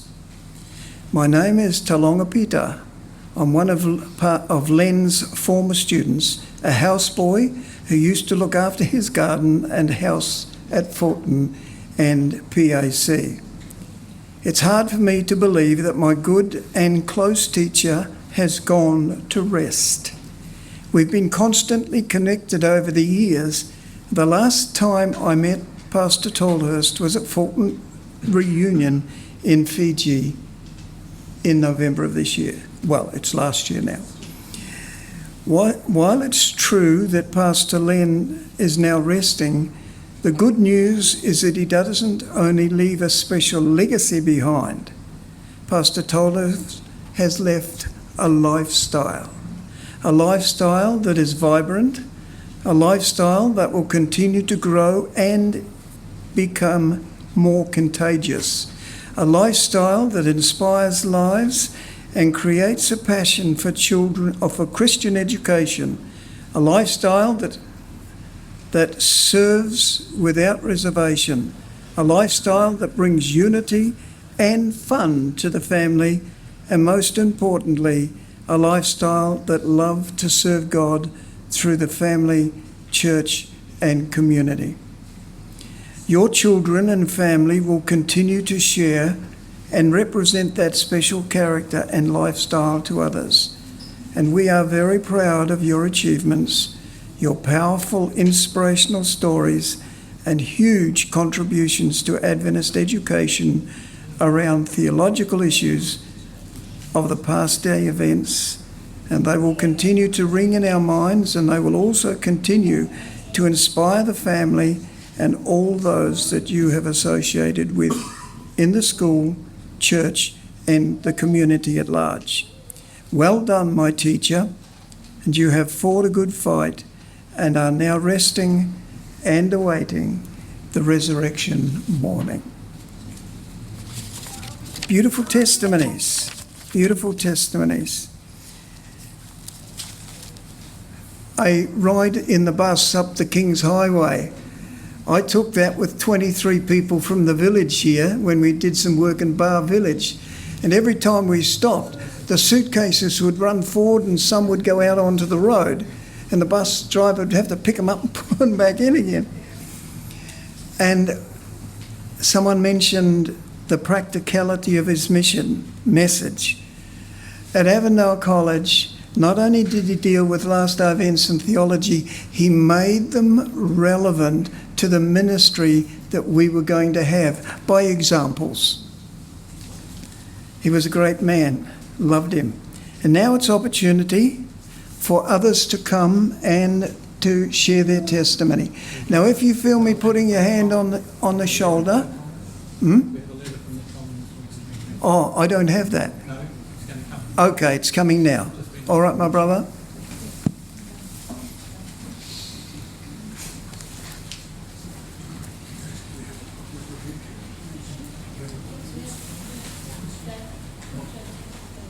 There's a book on the edge of the table just there. It's a copy of that.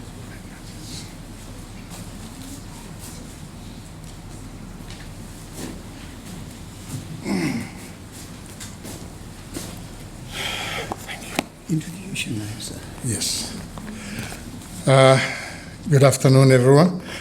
I'm Pastor Baravi. I work at the Greater Sydney Conference, and it's like coming home to former missionaries here, my teachers, colleagues, and friends. And on a sad occasion, though, Pastor Leonard Tolhurst has greatly impacted my life. It was my last year, 1981, at Fulton, that he came in, and that's where I first met him and experienced his freshness and academic understanding of the Bible, and in every way, the chart. We were told to study the chart and also to be examined on it. Later on, 1986 to 87, I went to PAU to pursue my studies, and Pastor Tolhurst was my teacher there. And ultimately, 2006, I had the honor of joining the faculty at PAU, and we taught together in the theology department, which was a very special time for me. If there's something that I would say regarding Pastor Tolhurst, it's that he's a storyteller. He loves to tell stories. He's a keen scholar and he has everything to share, but he loves stories. And because he taught me at Fulton and at PAU, we came to realize that there were two particular passions. One is about his dig at Hash Pond, the archaeological dig. He loves to tell us stories about that. And he loves to share his stories about his Bible studies with the Jehovah's Witness.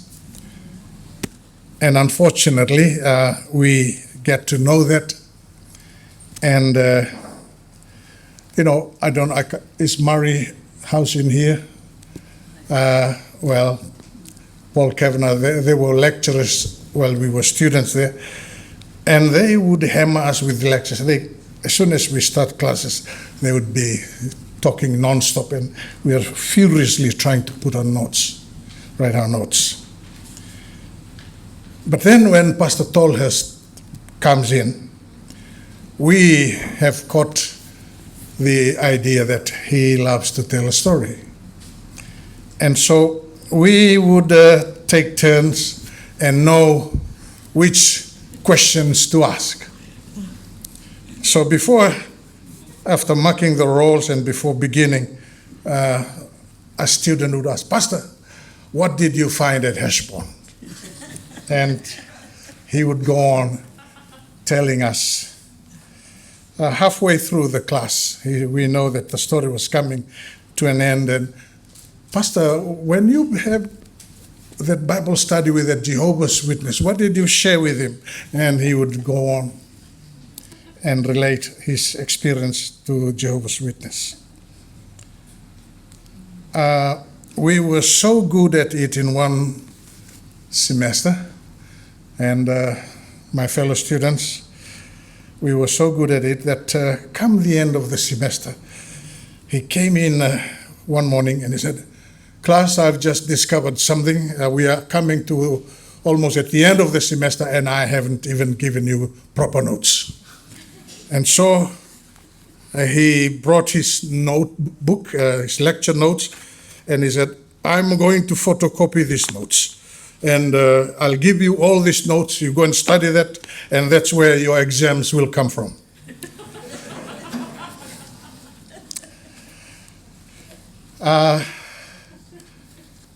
We were fortunate to receive those notes. We kept them.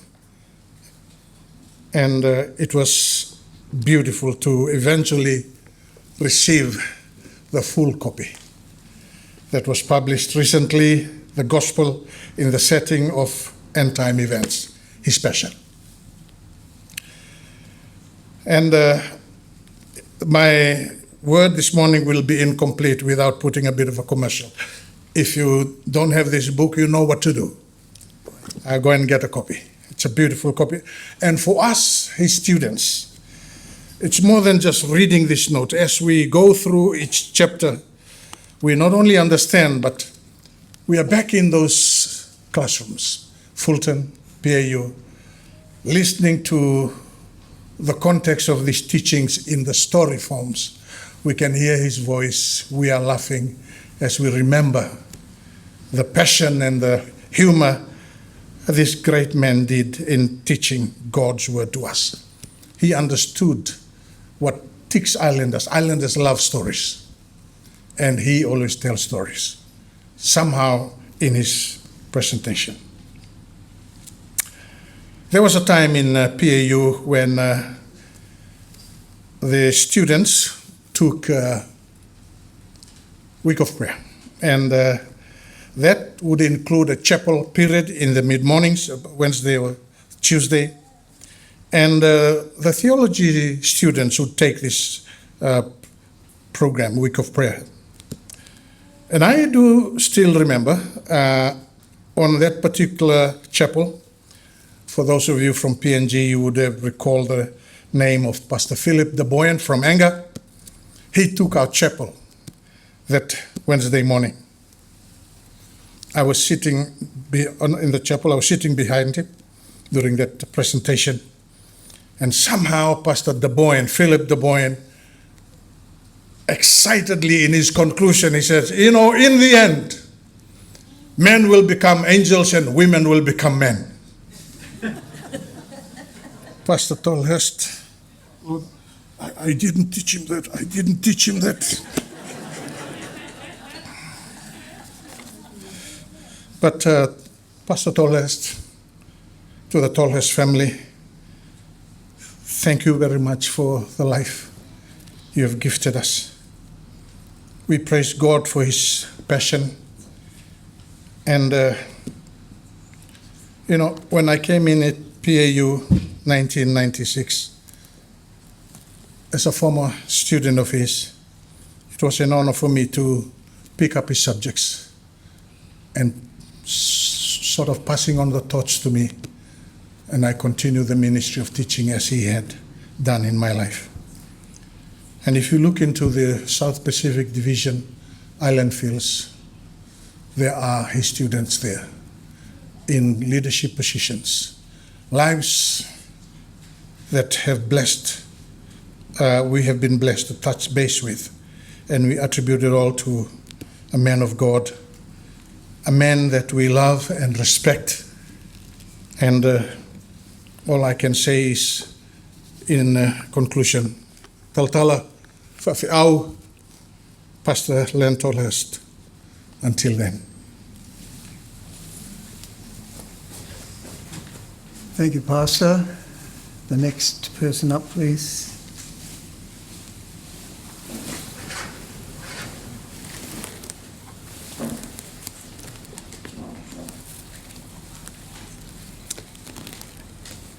Maloi Lele. My name is Mere Fine Pakau. I'm going to share my connection with the Tolhurst family from Tonga. I know you are all hungry, but I just want you to be patient. We've been good morning, now good afternoon, and I am so sad that we're going to stay here until sunset. First and foremost, I would like to give thanks to our Heavenly Father for His love which brings us together at this difficult time. Secondly, I would like to acknowledge the elders and the leaders, past and present, the Awabakal Aboriginal people in the land of Avondale, which we stand on.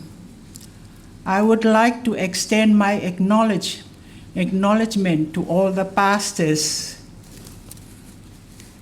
who are present here today. My acknowledgement at this time to the beautiful Fahu. Give a clap to Letitia, who is the granddaughter of the late Pastor Tolhurst. And lastly, I would like to pay the respect to the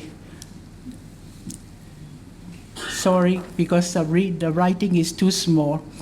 And lastly, I would like to pay my respect to the late Pastor Tolhurst, who is the father, grandfather, great-grandfather, uncle, brother, great-uncle, and many to us here today.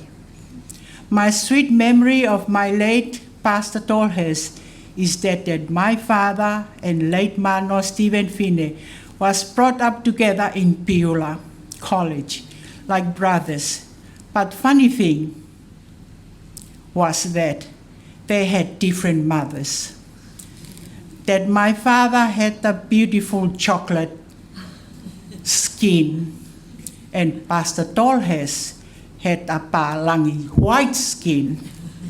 He said to me, "My skin is white, but I am a Tamasi Tonga, because I was born in the kingdom of Tonga." He was very proud of his Tongan citizenship. My father and the late Pastor Tolhurst were taught by the senior Pastor Tolhurst in Paula College, which my father became the tux of the school and was the first Tongan to go to Fulton College. He also tux at the school in Fiji and spoke 6 languages in English, Tongan, Fijian, Rotuman, Indian, and Samoan. When he returned to Tonga, and he taught in Mispa and later in Paula College at a very young age in 1950, when I was only 2 years old. Pastor Len and the wisdom and the great teacher too. While taking him in Fiji, I can tell you, he had the mind of a 30 years old. This statement was given to me as my sister Fitaloa, the late Pastor Tolhurst, while we were in Fiji in Fulton on the 27th of November 2025. During the celebration of the 120 years old, he told my sister and Sharon, "Go and get the copy of this book, the Gospel." Sharon was still having her breakfast. "Go and get the book." So I can give this as a memory to the Fine family. So Sharon, go while we were still having our breakfast.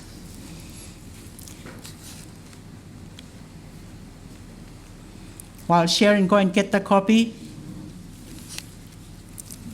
he signed his name for the Fine family. Pastor Tolhurst Sr. was not only a principal of Paula, but he also a president of the Tonga Mission.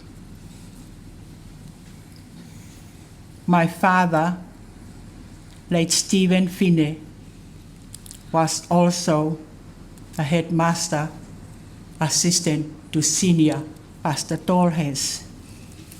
I got on my hand, I'm not a preacher, the first original Tongan hymn book. In this hymn book, senior Pastor Tolhurst's name is written on it, and it's only 9 people that translate the first Tongan hymn book for the 7th day. And of the second edition, late Pastor Senior Tolhurst's name is written on it, and that's where my father's name come along on it.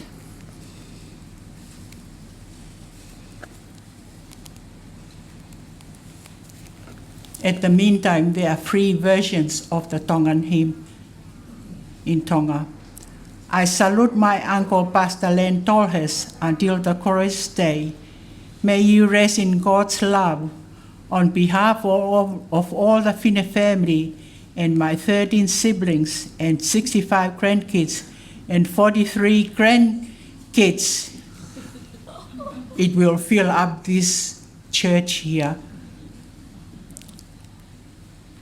Tu a ofa atu me Latu Fine pakau.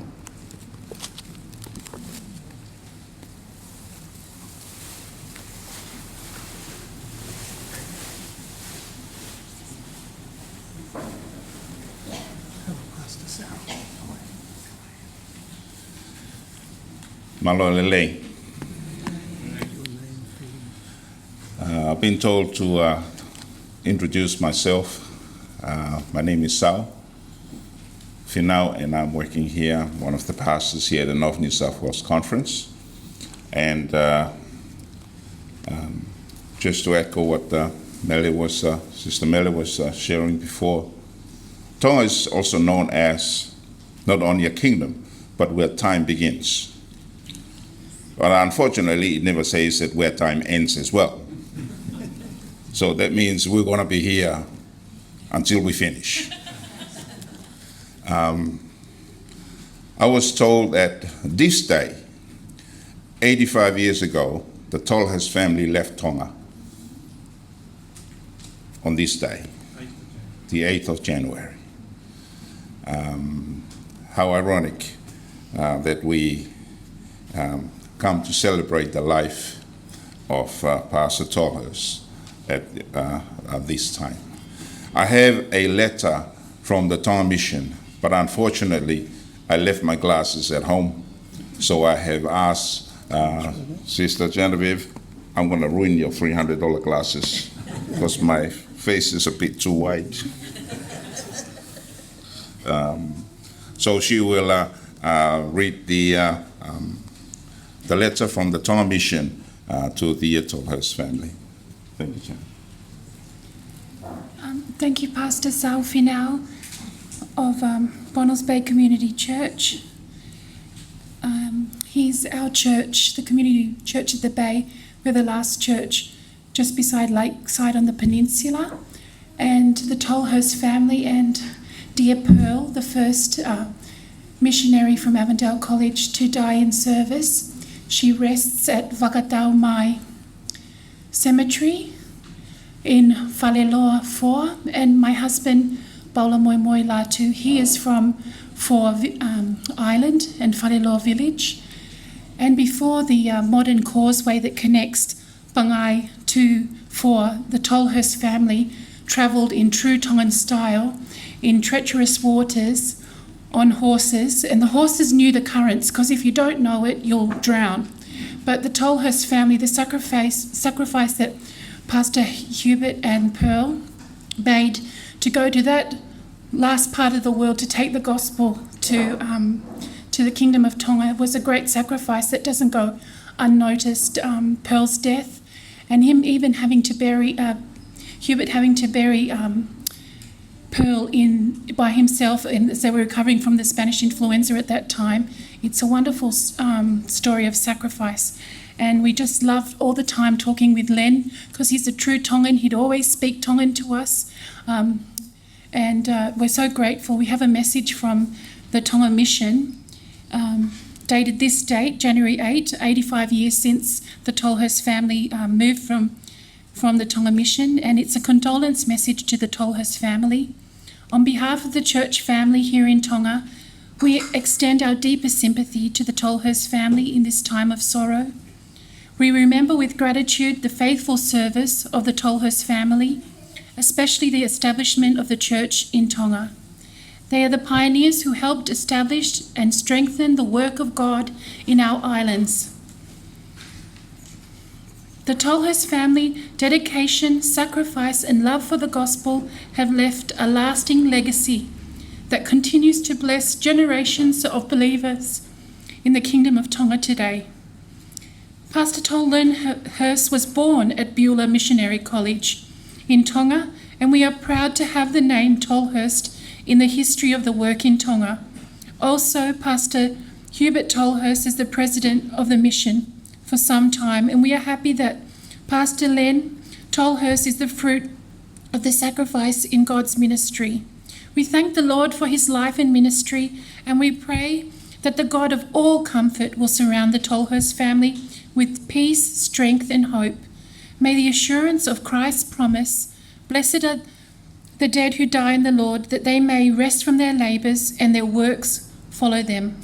The revelation of Jesus Christ, chapter 14, verse 13. Bring consolation to your hearts. Though Pastor Len rests now, his faithful witness lives on in the hearts of those he touched, and his service will never be forgotten in Tonga. With love, prayers, and gratitude, yours faithfully, Pastor Whanueri Mataele, President of the Tonga Mission of the Seventh-day Adventist Church.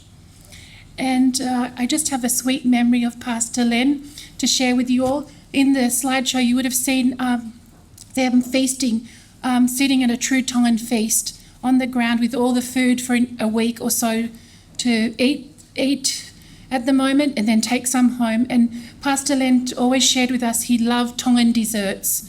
So he's a true son of Tonga. He had a Tongan appetite and a love for something sweet. And shortly, the Bay Community Church will be with the Tolhurst family providing some sweet treats for us all.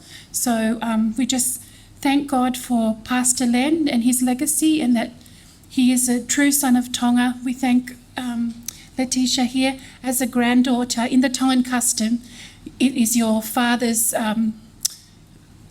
your respect to would be Ivy's descendants, but in place, Letitia as granddaughter has the honoured privilege of presiding over Pastor Len's service today, and we just give thanks for you also teaching my children as well. The Tolhurst connection, like you said, your dad said it's incognito. There's a lot of Tolhursts everywhere that have taught and continue to teach. And let's all work for the Lord as Pastor Tolhurst has encouraged. God bless. Thank you.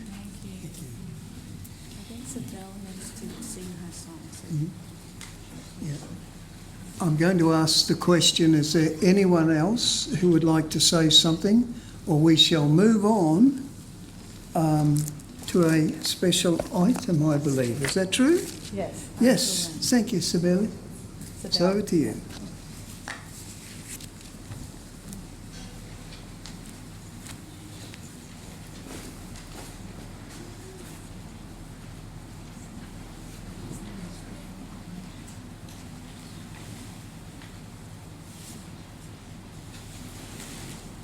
Don't be smart. Come in this way.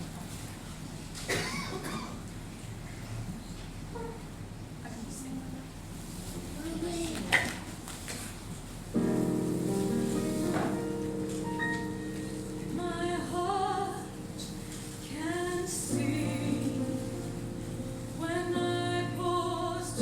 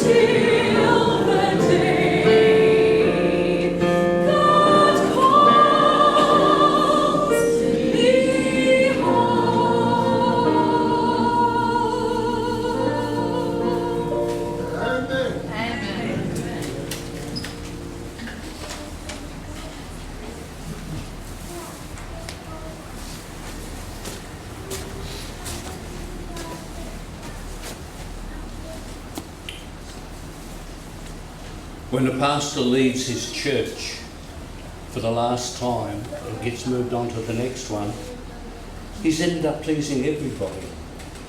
There were those who liked him, so while he was there he was appreciated, and those who didn't like him, at last he's gone.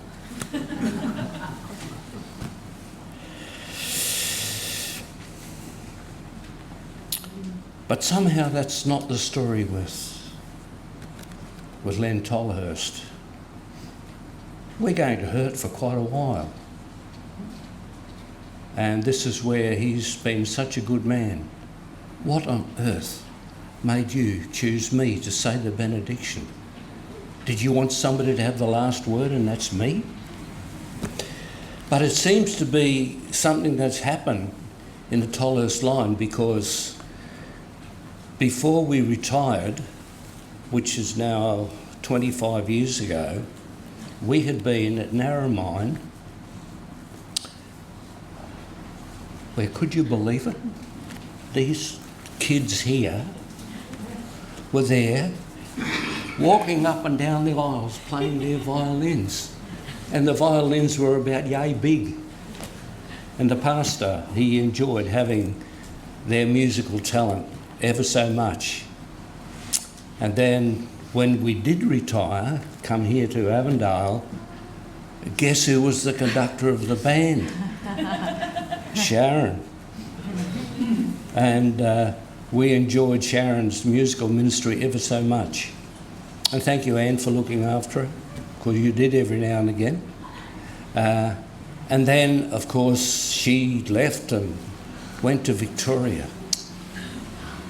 I wish we were there, because it's cold down there today. It'll be red hot tomorrow, but anyway. And then, of course, we had a new conductor, and then we laid him to rest.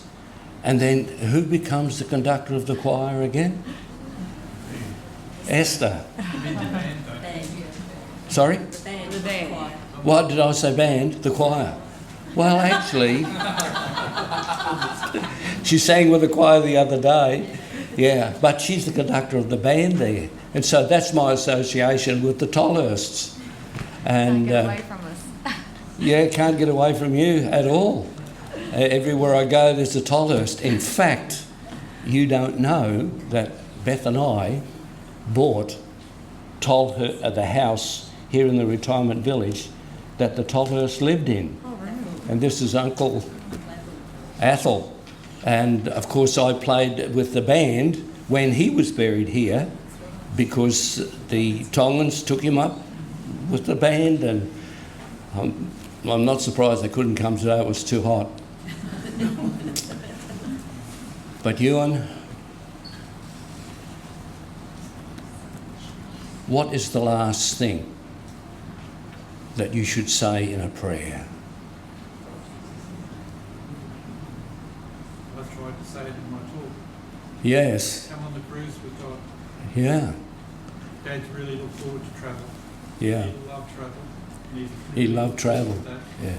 And he's really looking forward to being an ambassador for God. Uh-huh. To all his other worlds. Yes.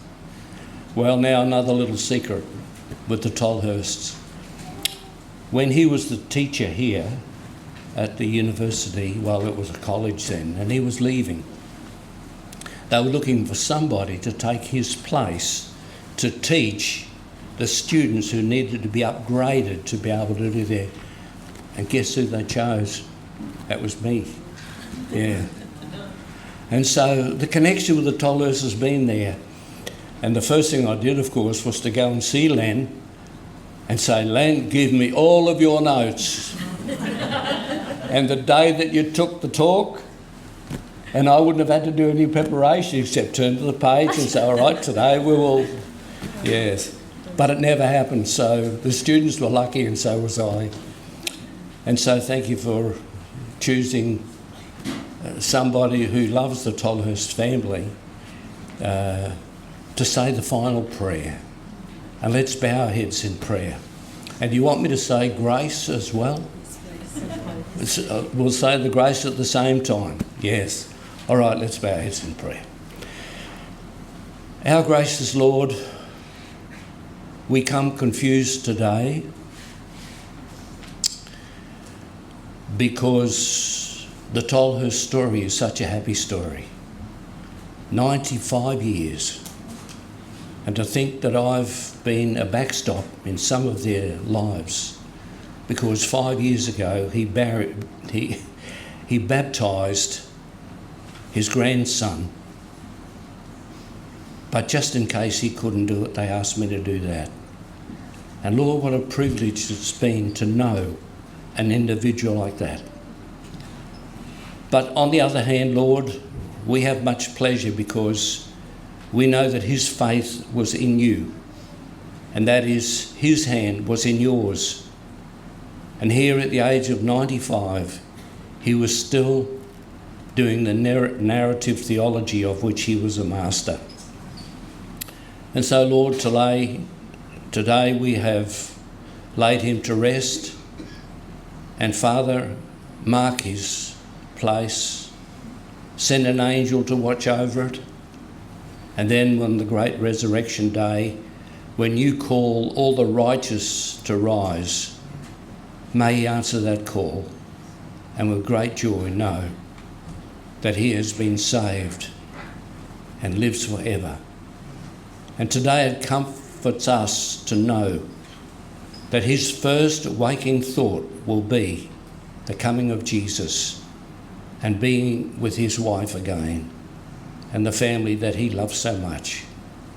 And so today, Lord, we want to have the blessing that you promised in the book of Numbers. May the Lord bless us and keep us, and make his face to shine upon us and give us peace. The food that's been prepared now, I pray that you will add your blessing to it, that it too will give us the strength to go through this day and beyond, I pray. Thank you. In Jesus' precious name, amen and amen.